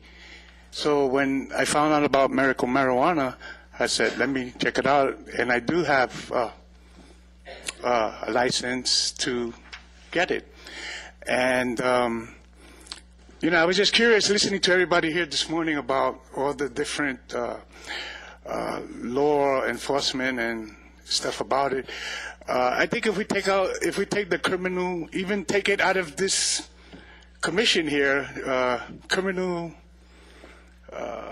commission, that'll help us all, because marijuana is not criminal, and I just feel that law enforcement officers can be doing other things other than looking for people that smoke medical marijuana, going into a dispensary, and like Mr. Vice Chairman said, why are we here? Why, what's it all about? The police have no idea, no clue as to how to approach it. According to Captain Axel here, he said it himself. We're in the dark hole about it. So why are we even pursuing that matter? I feel that we should put up like a moratorium on law enforcement personnel So that way, when they get it clear, it'll be clear to everyone. Instead of us having to worry about, hey, if we go in there, we're going to get busted. We're going to get busted coming out. So, you know, I think that we need to either put a moratorium on law enforcement getting involved and stopping people from these dispensaries, because we need them. I need it, you know. Thank you.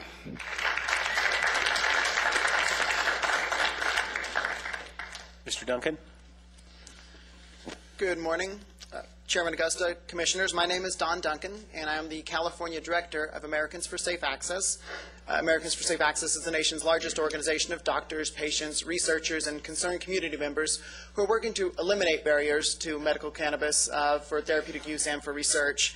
And I'm here today to ask you to recommend to the City Council that you adopt sensible regulations for the city regarding the provision of medical cannabis.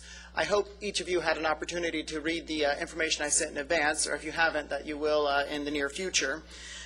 When voters adopted Proposition 215, they called on local, state, and the federal government to implement a plan to provide safe access for every patient who needed it. And we haven't come very far in that process in the last 13 years. However, cities and counties all over the state are grappling with this issue right now about how best to regulate provision of medical cannabis. Most of the patients in California who are legal medical cannabis patients rely on a dispensing collective or cooperative for access to their medicine. And these collectives and cooperatives are legal under SB 420, California Health and Safety Code 11362.775. The collective and cooperative is a closed circuit of patients. All of the medication provided by that organization is grown by its members and supplied to its members. So it's a closed circuit that's isolated from the illicit market. And that's a very important aspect to enshrine in your regulations, because it's what the Attorney General recognizes as a legal association to provide that medicine. The collectives and cooperatives were upheld in the appellate courts in the People versus Urzakanu in 2005. And of course, the Attorney General just last year published guidelines stating that a legally organized and operated collective or cooperative can maintain a storefront to provide medical cannabis, provided they're substantially in compliance with the Attorney General's guidelines. This implementation effort falls to local government. And so it's important that the City Council here in Lancaster develop sensible guidelines for safe access. Our research indicates that sensible guidelines reduce crime and complaints around medical marijuana facilities. In fact, in Oakland, the city administrator, Barbara Killey, said the areas around her regulated facilities are amongst the safest in the entire city. So I hope in this, at this time when federal pressure seems to be receding from medical cannabis, that you will join dozens of other cities and counties in adopting these guidelines and protecting the patients and the community at large. I would also like to ask you to do this quickly. I'm a resident of Los Angeles, and our city has moved very slowly towards this process, and that slow progress towards regulation has presented a lot of problems like the ones you've heard about today in the newspaper. So there are plenty of models to follow. I would urge you just to adopt those regulations and do it in the short term and not in the long term, so the patients in the community here can start to reap the benefits of regulations right away. Thank you very much.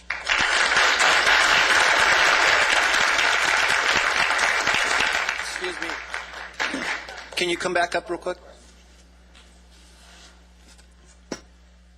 Could you tell me some of the other municipalities in California that have in fact passed ordinances like we're talking about today? Yes, and I won't be able to name them all, but I can tell you some. And in Northern California, we have Sebastopol, which just adopted regulations, Oakland, San Francisco, Berkeley, Albany, a tiny city just north of Berkeley.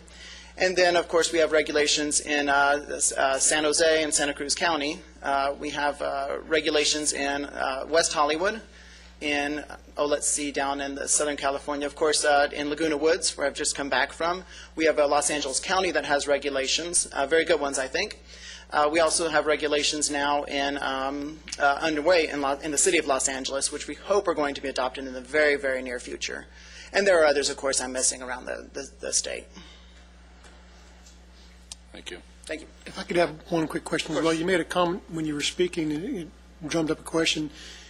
You talk about the cooperatives and the collectives, and we talk about dispensaries as well. Is there a common relationship between the two? Does a collective then become the dispensary, That is a very good question. The terms are so often used interchangeably that it gets confused. The only legal model in the state of California for providing medical cannabis right now is within the confines of a collective or cooperative that's comprised entirely of patients and their primary caregivers where it's applicable. Some of these collectives and cooperatives, if lawfully organized and operated, maintain storefronts. And the storefronts are where the cities and counties encounter the regulatory challenge, because while collectives and cooperatives are, of course, legal under the state law, cities also have a land use issue to deal with when it comes to maintaining the storefront. So I sometimes use the term dispensing collective to refer to that, that storefront where the legal collectives provide medicine to their members. Thank you. Thank you. Next, I call upon Bishop Hearns.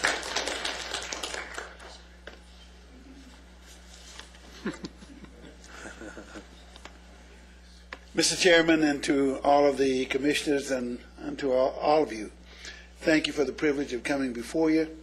And I kind of thought I had my mind made up, and then after hearing all the testimony and the laws and the regulations, now I have to take another look.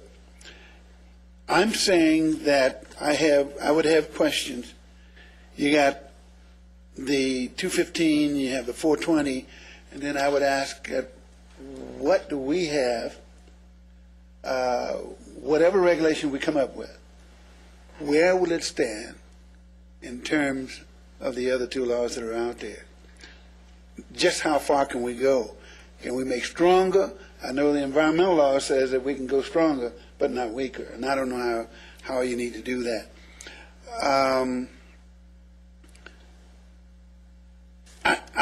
I stand before you, if you please, with two hats on. And the very first hat that I wear is that one of a minister of the gospel. And I will never back off of that. And you guys know that I was on here for 18 years, and I never backed off of that. And I won't. So that has to do with character, behavior, and being a good neighbor and that kind of thing, as far as the Word of God is concerned. And then I wear another hat that I call a community hat, which has to do with the quality of life. Now, these two hats are very closely related as far as I'm concerned. One, I talk about the Bible and open just as it is. And the other, I talk about the quality of life as it relates really to the Bible without actually having to mention it. So I'm concerned about the city, the community, and the safe and well-being of my community. I live over on the east side, and I live in a it's not poverty, but it's a very low income area, and I refuse to leave. I'm not leaving. I'm going to stay right there to see what I can do to work with men and women in that area to help them to become sensitive to their relationship with the Lord, and also their relationship with having our community to be the best it can be. So, with that being said, I guess the only thing that I could add to that would be that whatever decision you make, if we must regulate, I would hope that these would be handled as any other drug in a drugstore, if you must regulate. I don't know how to say that any better than that in my own mind. I guess there's a lot of questions that I have, and I don't have time to deal with all those questions, but I do want to say to you, thank you for putting the time out there to make it happen, Mr. McEwen, and all of you for doing your study, our city manager and everybody else. But I hope you don't jump to a hasty decision. Take the information that has been presented here today and let your hearts come up with an answer and then make a recommendation to the council. And I definitely plan on being here when the council is ready to make a final decision. Thank you so very much for the opportunity to speak to you.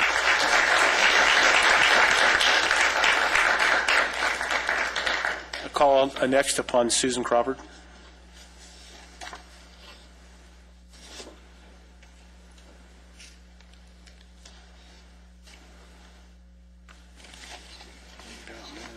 Good afternoon, gentlemen, ladies. I've had to rewrite my speech 3 times sitting in my seat listening to all the information that's been already presented to you. So I'll skip to a couple of other things. First of all, I live and work in the Antelope Valley. I'm a single parent and a law-abiding voter. I'm also a typical prescribed, and it is prescribed as far as I'm concerned, marijuana patient. Marijuana mitigates my joint pain and other symptoms so that after 8 years on disability, I can now be a productive member of society again. You already know there's a desperate need here. Everyone out here represents at least tenfold more of people who have not come. There was some question as to whether the city could be liable for a lawsuit, a winnable lawsuit.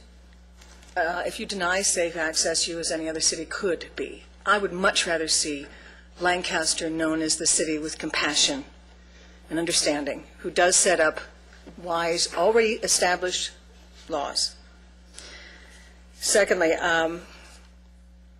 before I go any further, I'd respectfully like to challenge a couple of comments made by Mr. McEwen, and forgive me if I'm mistaken. But first, dispensaries don't dispense without legal prescriptions, writs, whatever you want to call it. And they do have their own security, which mitigates the need for additional police protection, hopefully. Secondly,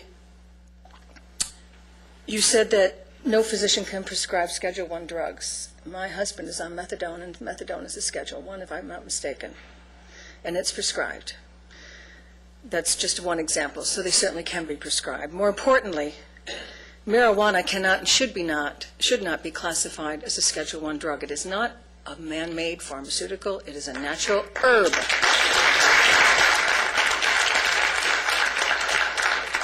There is no one that can claim otherwise. Over 100,000 people a year in this country alone die from pharmaceutical medications, prescribed medications. No one has ever died from marijuana.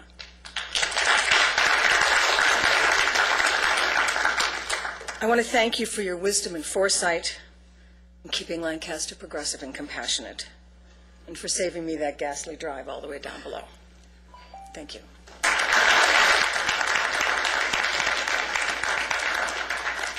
Call upon David Paul, please. And if I could have Brian Nam and Stacy Hummel please step forward.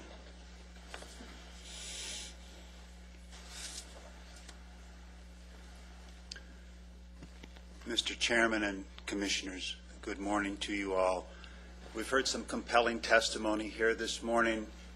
I had some comments prepared, but I'd just like to go right into the other thing I wanted to tell you.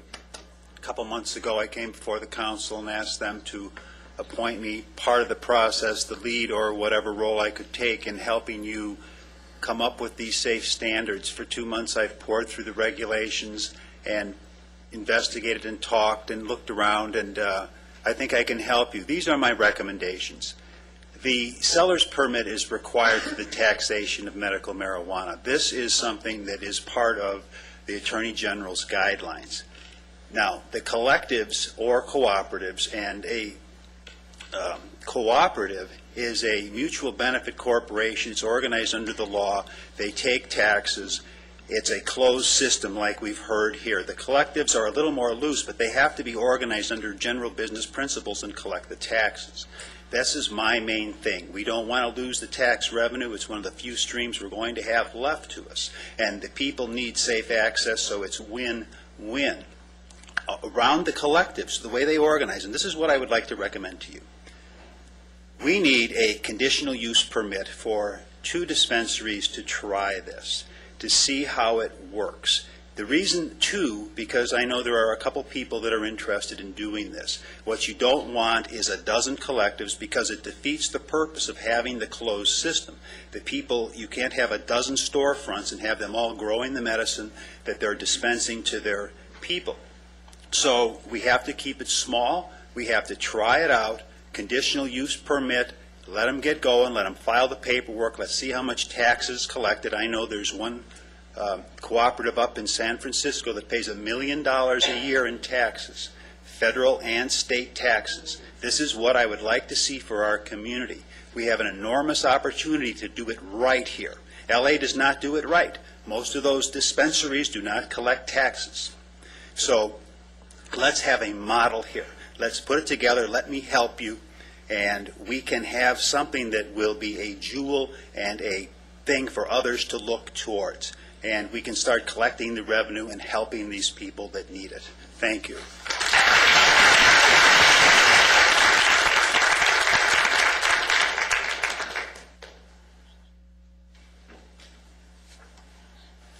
Next, I'd call upon Brian M.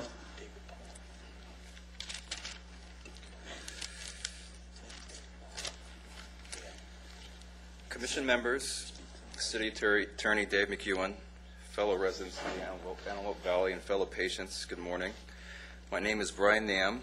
I'm 30 years old. I'm married, have a beautiful 4-year-old daughter named Marley, and I've lived, worked, and been a law-abiding citizen in the AV for 7 years now. My loving grandparents have resided here for over 35 years. In fact, my best childhood memories consist literally of hundreds of cherished weekends spent here with them, hiking at the Punch Bowl, hanging out at the dam, going to the racetrack, cherry picking, lizard chasing. So make no mistake, my affections, my concern, my utmost admirations for this precious valley are earnest and true. All that said, I would like to take this opportunity to speak on the no doubt delicate issue of medical marijuana and the need to open Lancaster stores to people like myself and my partner who wish to establish a co-op or dispensing collective here. Some quick facts and statistics are, number one, of course, the debate is over, as Al Gore would say. The results are in and still coming in. Study after study after study have concluded marijuana or cannabis is medicine. Science supports this, and millions of Americans and citizens of the world agree. Through a recent poll asked the doctors known to prescribe medical cannabis in California, it is estimated that over 500,000 of California's residents are legally benefiting from prescribed cannabis, and the number is said to be rapidly growing since U.S. Attorney General Eric Holder stated officially that the federal government's new policy is that they will not prosecute individuals who are in compliance with state law. The laws are already in place. They're here. The Compassionate Use Act took effect in 1996. 12 years ago. Senate Bill 420 took effect February 2004. California's Attorney General Edmund Brown Jr. 2008 officially released an 11-page guideline for law enforcement, patients, and cultivators to follow. So what's this all mean? What's the reality? The reality is that I don't have enough fingers or toes to accurately count how many people I know personally who also hold a valid doctor's recommendation like myself. The reality is that just because there are no co-ops or collectives here currently does not mean that us valid patients do not exist in the AV. We are your nurses, beauticians, realtors, construction workers, your lawyers, even your grandma's caretaker. It's time, Lancaster. Every time I'm driving through town listening to local radio programming and I hear the radio commercials, you know the ones I'm talking about keeping tax dollars local, I think to myself, it's time. Every time I make the over 2-hour round-trip drive to pick up my prescribed cannabis and spend $20 in gas, I think to myself, it's time. It's time to show the same compassion to every member of this community. I promise today my business license is finally accepted at the finance counter. I will forever uphold to Lancaster's vision to be the most desirable place to live, work, visit, and play, and carry with me Lancaster's value of I2 care, integrity, involvement, courage, accountability, respect, and excellence. Thank you. Brian, you have a question, please? You're looking to open up a facility. What type of regulations are you looking at? What would you like to see? As the gentleman earlier made comment, I would like to see a cap in Lancaster. That, to me, that's the problem with L.A. Could you speak into the mic? That's the problem with L.A. is the L.A. market is saturated, and with over 600 dispensaries down there, I imagine it's really hard to keep track of what everybody's doing. That's all? The regulations, what type of regulations? I intend to uphold to state law. As far as the way things are run, like you've heard previous people state, security is a big issue. Whenever you walk by a pharmacy or a collective, you can't see what's going on inside the store. There's security's there, and all the medicine is stored in an area where the public can't just look in and see what's going on. So all of those types of regulations, absolutely, I would uphold to. Okay, thank you. Thanks. Our next speaker is Stacy Hummel, and if I could ask Andy Villalobos and Victoria Zavala to step forward, please. Good morning. My name is Stacy Hummel, and I want to thank you for the opportunity to speak with you. My husband and I have owned and operated a dispensing collective in North Hollywood for almost 2 years. We are soon to be Juniper Hills residents and hopefully Lancaster business owners. We are truly looking forward to raising our 2.5-year-old daughter in this community. I recognize that I don't look like the typical medical marijuana patient. In 1998, at the age of 18, I was diagnosed with a disease called endometriosis. This is an incurable disease that affects millions of women. Among many other things, endo creates chronic and excruciating pain. In the last 11 years, I have undergone 6 surgeries, and at the age of 23 was put on a medication that put me into medical menopause, supposedly to help, and still there were days when my pain was so intolerable that I could not get out of bed. I began to go to a pain specialist, and by 2005, I was prescribed and was taking 60 OxyContin and 120 Percocet per month. This was all condoned by my doctor and paid for by my insurance. When my husband and I decided to try to get pregnant, I began a 2-week-long detox. The torture of ridding my body of these powerful opiates was something I would never be able to capture in words. After the detox, many months, and another surgery, my husband and I became pregnant with our little girl. Unfortunately, however, my endometriosis and my pain were something that I continued to struggle with. I could no longer justify taking the pills, but I was emotionally wrecked when there were days that I was unable to walk, let alone pick up my daughter. It was then that my husband suggested we look into medical marijuana. 45 minutes after trying my first edible, I was able to stand up and I was able to pick up my child. We knew then that we had to make sure this was available in a safe way and accessible to people like me with families like ours. On August 31st of 2007, we opened our shop. It is located in North Hollywood in an underprivileged neighborhood that has been riddled with gang violence for years. Our shop, it is outfitted with 13 closed-circuit cameras inside and out, tamper-proof lights, reinforced steel doors, and we have an armed guard that is present during all operating hours. Since our arrival, we have had a positive working relationship with the North Hollywood Police Department, and in recent months, with the use of video taken from our surveillance camera, we assisted the NHPD in identifying 2 separate criminals perpetrating 2 separate crimes not related to our shop. In our strip mall, the liquor store, the restaurant, and the laundromat have together been broken into or robbed over 8 times in recent years. Since our arrival 2 years ago, not a single burglary or robbery has taken place.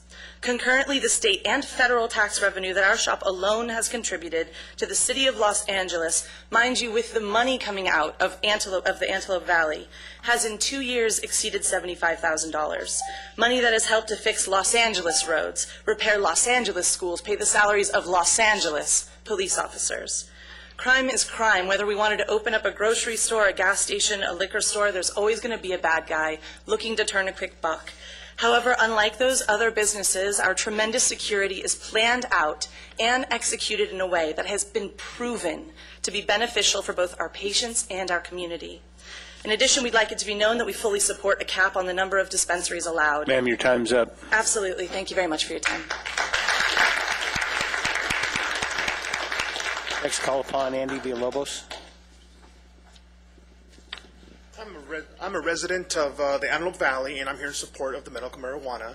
And I feel that we do need regulation and to help the community, because illegally on the street, these patients are obtaining this and contributing to more crime, because these guys who sell this on the street are just not selling marijuana. They're selling all kinds of stuff. So that money is being funneled into crime. But you having a regulation and a dispensary or a collective being allowed up here, it would funnel those money and taxes to the city and help the patients from contributing to crime, in a sense. So I'm here really just to support it and push it, and hope you guys have some compassionate and set up some very good regulations in the near future. Thank you. Next, call upon Victoria Zavala, and I'd ask Andrew Martinez and Cecil Swetland to step forward, please. Good afternoon, everyone. Again, thank you so much for the time. I do appreciate. I am Victoria Zavala. I am the one that did bring this whole discussion out in the first place over a year ago with Mayor Paris. I did say, and I did agree with Mayor Paris, maybe at that time a year ago, we weren't ready for a dispensary, a collective, a co-op, or any of that sort. It was something new to the Antelope Valley. I respected Mayor Paris's and the city's opinion, and I spoke with Brian Lidke a year ago in regards to forming something like this. I did a little bit more research, though. I didn't just get my medical marijuana recommendation. I moved on and I became an advocate with American for Safe Access, Unions of Medical Marijuana Patients, Cal Norman, so forth. I did my research, I took my time, I got incorporated with an organization who better well-versed me, educated me. I come from a medical background. I agree with Dr. Brown. Why are we here? Because, again, it's the medical issue versus the law issue. But, yes, the law issue does come in our community and our neighbors. Well, we need to respect. Patients need to respect what they have to understand has been years, the stigma. I urge you to go to jackherer.com, JACKHERER. He's been around for years. The history, it's all there, all the questions you want to know. I didn't just stop there becoming an advocate. I decided to go to rallies. I decided to support Charles Lynch. I don't want to be another Charles Lynch. I want to open a collective here. We have alternative healing. We advocate, we educate, and we bring awareness. We show the method, means, and manners of medication. Yes, there is a way that you go in. You just don't show this in buzzing. I think it needs more of a clinic, more of a wellness feel. The pharmacy, for example, we're very open.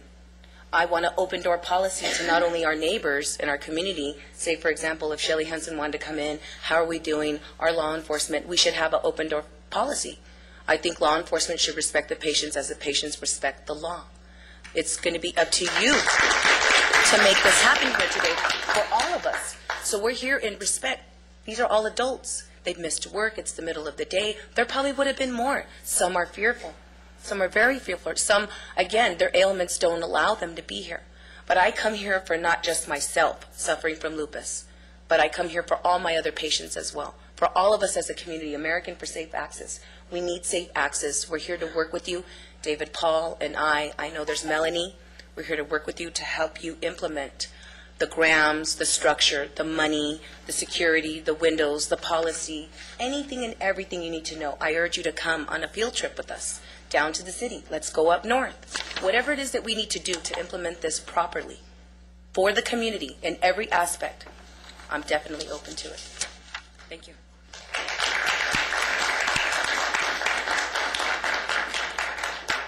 Call upon Andrew Martinez. Good morning.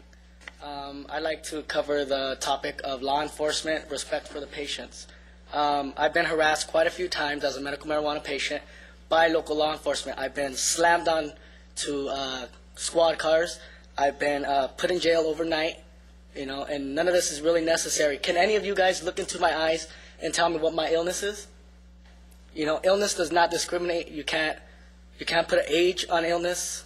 Anybody can get sick, So law enforcement needs to take that into consideration and stop harassing patients.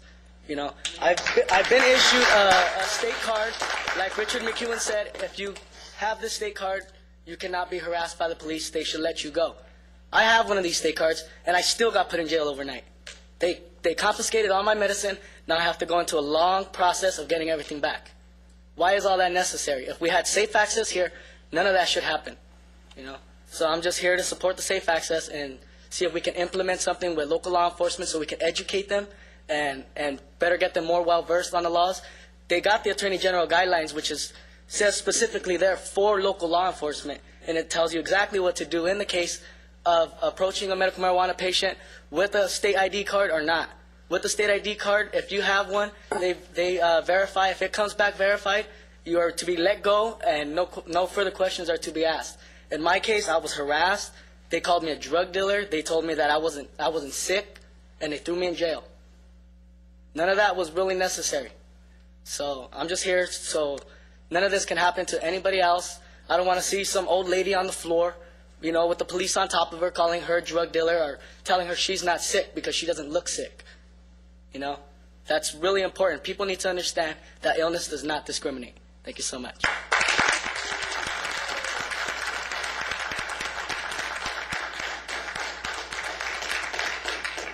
I'd call upon Cecil Swedlin, and if Dave Prather, and he's gone. Berna, I'm sorry, I can't read your last name if you're here. She left. Eli, yes. Thank you. Good afternoon, Mr. Chairman and Commissioners. There's nobody that can have sat through this meeting this morning and not have a great deal of compassion on the people that have come forward to share their experience, their personal pain, the suffering that they've gone through as a result of diseases and injuries that they've had.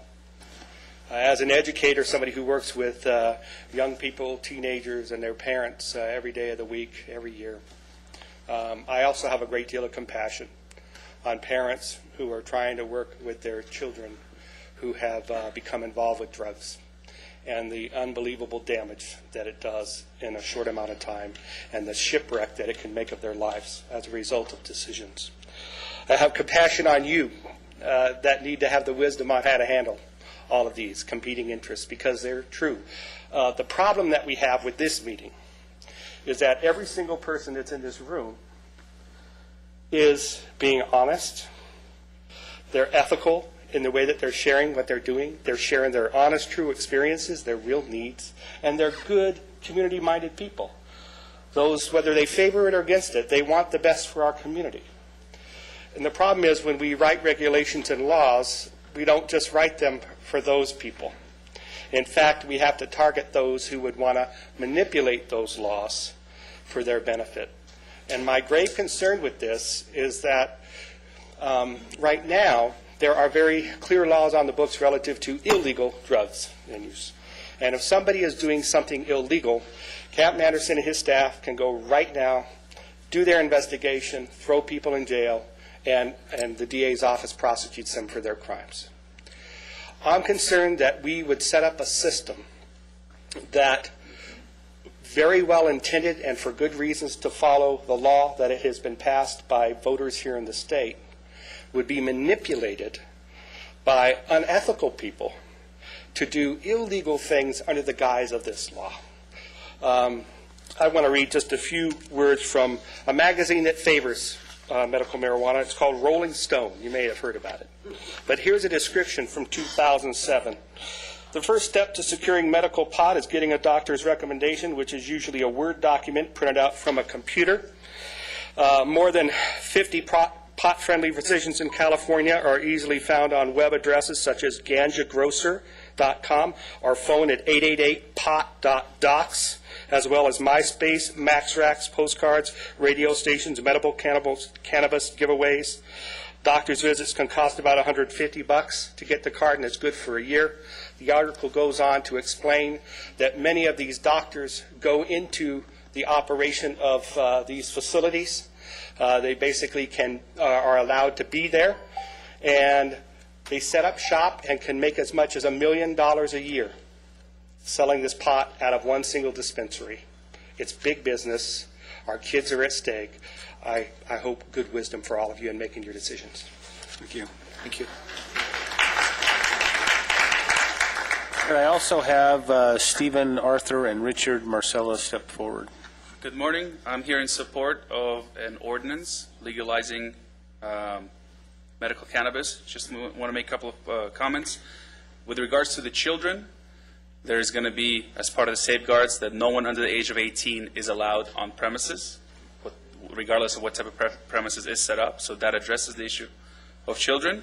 It is only available upon a medical, whether it's a recommendation, prescription, but it has to be under the expert advice of a physician, so it won't be obtained otherwise.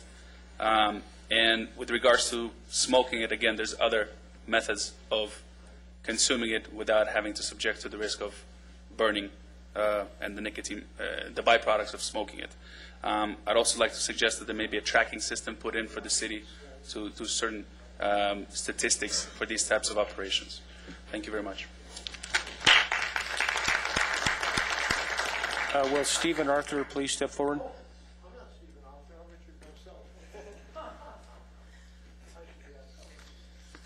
Thank you very much for allowing us to all be here today. It's pretty amazing that it's taken this long for this to happen. I study medical for many years. I got to the point of having my degree, and I quit. And I did that for many reasons. One is what I'm going through right now, and that is having something called NASH. It's non-alcoholic fatty liver. That happened because I was assaulted. My skull was crushed, had a crowbar go through my brain, and in the recovery of this, the doctors at UCLA Neurological Science Center had 25 doctors there. They put me into induced comas. They gave me medicines that almost cost me my life almost 7 times. I'm an ordained minister. I don't believe in drugs. They fall under the guise, this man right here will tell you, can confirm this, of what's called pharmakia. It's considered a demonic path, and it's not good. When you demonize something, it's used for satanic use. Any time that everything takes control for money reasons, having CAPS, having the AMA, who has let us down drastically, whenever these things are allowed, it destroys humanity. We can't have controls that are making it to where things don't work for us. The medical marijuana has completely stopped my migraines, along with the use of a machine that is considered illegal or not allowed to be manufactured by the AMA. The Rife machine does work. It stops seizures, along with a number of other cures of cancer and other things that are not allowed. The AMA will not allow it. Sir, I'm sorry to interrupt you, but your time is up. All right. Well, it does work, and I also do plan on working on a co-op. So if you guys have any questions, I would like to first let you see something here. Is it possible to present this to me?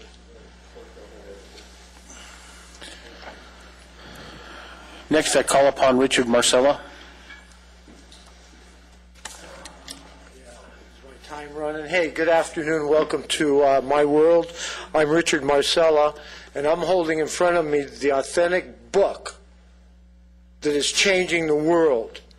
And the marijuana law. What am I doing here? Why am I talking to a bunch of cops? This is medical. This is medicine. We should be talking to a board of doctors. Cops have zero tolerance. The zero tolerance mentality in this country is scaring the hell out of me. You know, compassion. This gentleman being arrested and thrown down. Policemen aren't doctors. They're to arrest people. They have zero tolerance mentality. This book here has sold over 1 million copies worldwide. And because of it, it's changing the world. Australia, Canada, Germany, England, and several other countries is now growing medical marijuana and industrial hemp because of this book. And everything in this book is true. On the back, a $100,000 challenge to prove anything in this book to be wrong. A $100,000 challenge. You know what happens? He hasn't given away a penny. Jack Herer is creating the truth about it. The marijuana law since 1937, September 1st, is based on lies, lies, lies, and more lies. We're ruining people's lives, taking away everything they ever have based on lies, and this book can prove it's lies. And if you don't think so, get $100,000 from Jack. How much time I got? And what's happening, commissioners, we should, like I said, we should be talking to doctors, and you should be talking to them because you're law enforcement. You're self-serving. You're in here earlier bragging about how many cars you're taking away from people. The number one thing in America to get arrested for is pot. And 90% of those laws are based on lies. Again, I can prove it through this book. Right, gentlemen? We know about this. Absolutely. I'm mad as hell. It's time to change. We don't, you know, because of hemp can save the world. The authoritative historical record of cannabis and the conspiracy against marijuana and how hemp can save the world. We can make gasoline from this product. We don't have to drill another well. We can sell the Middle East to go to hell. We can grow our own products, our energy. paper. We don't have to cut down another tree. And it's all in this book. It's proven. If you think I'm lying, look up the facts and collect $100,000. You know something? It's time to change. And the change is coming in a big way, and you've got to wake up to it. Maybe you've never heard of this book. Maybe you're denying it. Look up Jack Hare on the Internet. He's all over there. He's famous. People looked at this as considered one of the finest books ever written in history. And what are we doing dealing with a bunch of morons? Why are policemen acting like doctors and telling people they aren't sick and arresting them? Something is upside down and backwards in this country. Zero tolerance, I hear preached. Zero tolerance was the Nazis' word. The Nazis preached zero tolerance. And that's what's happening in America. Why are we talking about regulation? God, in God we trust. She gave us this plant. And why are you, government, taking it away? Any questions? Thank you. Thank you. Hey, a brief bio on myself, okay? I've been smoking pot since 1968. For the last 29 years of my life, I've been a hardcore marijuana Mr. Marcello, your activist time's up. in Thank the you. trenches. Thank you, gentlemen, ladies, everybody.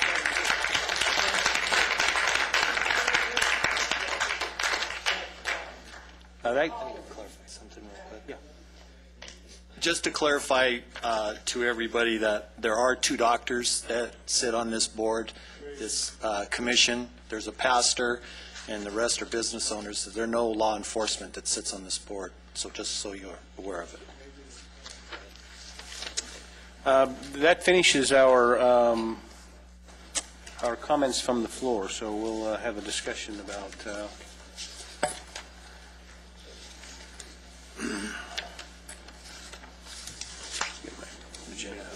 Yeah. I just wanted to express my appreciation for everybody coming today. I think it's great to live in America where you can come and share your opinions, and I agree with what Mr. Sweatland said. Thank you for that. I'm a little concerned that with people on both sides of this issue that we're sort of characterizing people as compassionate or non-compassionate based on how they, sort of fall on the issue. I think that that's a mistake. The reason for that is because I certainly, every person that came to the podium today, as has already been said, and certainly those that are suffering from serious medical issues, have tremendous compassion for each of you. And it's not fun to suffer. And we all have had loved ones that have suffered. I watched my dad die, so we all share that in common. So I would also, though, remind you that we have a responsibility as a society as well to protect young people. Dr. Vieira is here from the school district. We're very involved in working in neighborhoods, and I have serious concerns about the role that drug use, illegal drug use, plays in our high school students. I don't think anybody would deny, we have our sheriff's captain here, that drug use plays a serious role in the lives of our kids. And so that we should call for compassion as well, and for thoughtful, sort of implementation of laws. And I disagree with our last speaker that would at all question the motivation of our law enforcement. They are putting their lives on the line, and I appreciate the safety that we enjoy because of your work, Captain Anderson, and the department. I really do. I think it's fairly clear that our problem here is, it goes beyond the city of Lancaster, that we have an issue of conflicting laws with the federal government and the state government. That's why there's confusion. That's why we have confusion today, no matter what side of the issue you stand on. And so some of the reasons I think there's been difficulty for those that want to use medical marijuana is because the federal law has prohibited that, and as we heard from our city attorney eloquently explaining, and then state law seems to allow it, and cities are finding themselves, I think, in the confusion of all of that, as is evidenced in what's happening in the city of Los Angeles even in the last couple of days, and this has been all over the media. So I think the city of Lancaster and we as a commission have a lot of thought to put into this because it's so confusing and not clear. The other issue that I guess I feel like we have to really consider is our city, I think, is on the right track. We're seeing crime drop. I think anybody that lives here would agree that over the last several years, our city has been at a tipping point, really concerned about what direction is this place headed. Is this going to be a place where our kids can go to parks and be safe and enjoy the safety of a city? And I think for those of us that have lived here for a long time, we're very concerned about that. And so I think that all of this has to go through the lens of, will this, especially for the role of this commission, will this help to reduce crime? And I think that's what we have to consider. And the regulations should follow that, and what sort of implementation the city council will choose. I'm aware that ultimately this is a decision for our elected officials, as it should be. And so we'll just make a recommendation as a commission. I'm not sure, after all of the testimony today, that I'm in any position to make a recommendation here today. Just speaking for myself, I feel like there's a lot of reading I need to do. Many people here have, check out this resource, read this, read that, and I feel like I would need to do just that in order to make a good recommendation.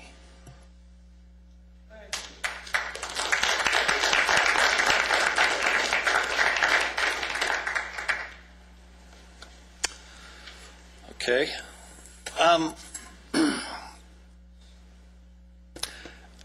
Personally speaking, I don't have a problem with medical marijuana for medical patients, period.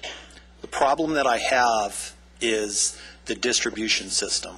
The distribution system is flawed, in my opinion, because of the access to kids. And that's what, at least for me, is the most important part. When you take away the law enforcement side of it, to be able to look at everybody and to say, is this legal for you? Are you in need of this? I would have no problem if they dispensed medical marijuana in a pharmacy. None.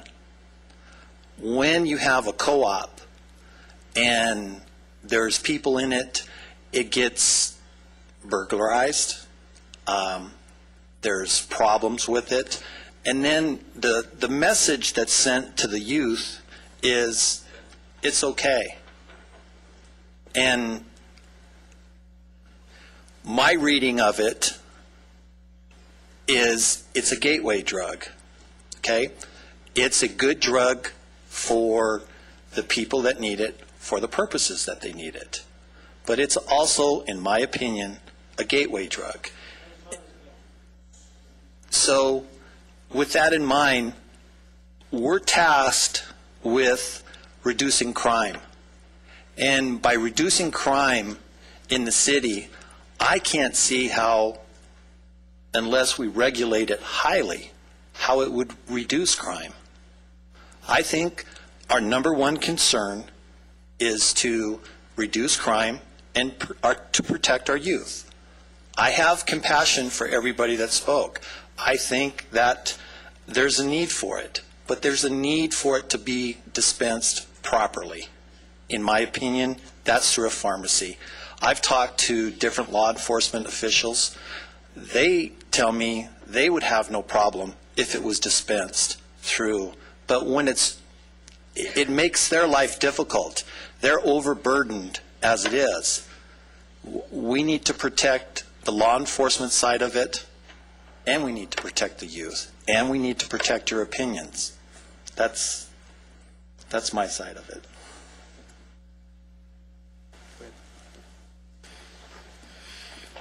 What my comments earlier about what the role of the commission is reflect and have been reflected in the statements, and I certainly agree with Mr. Johnson. I think people have a lot of passion on the issue of utilization of drugs, whether it's a good thing, whether it's a bad thing, whether the laws that we have regulating drugs benefit the society or harm the society, and people have a lot of passion on this.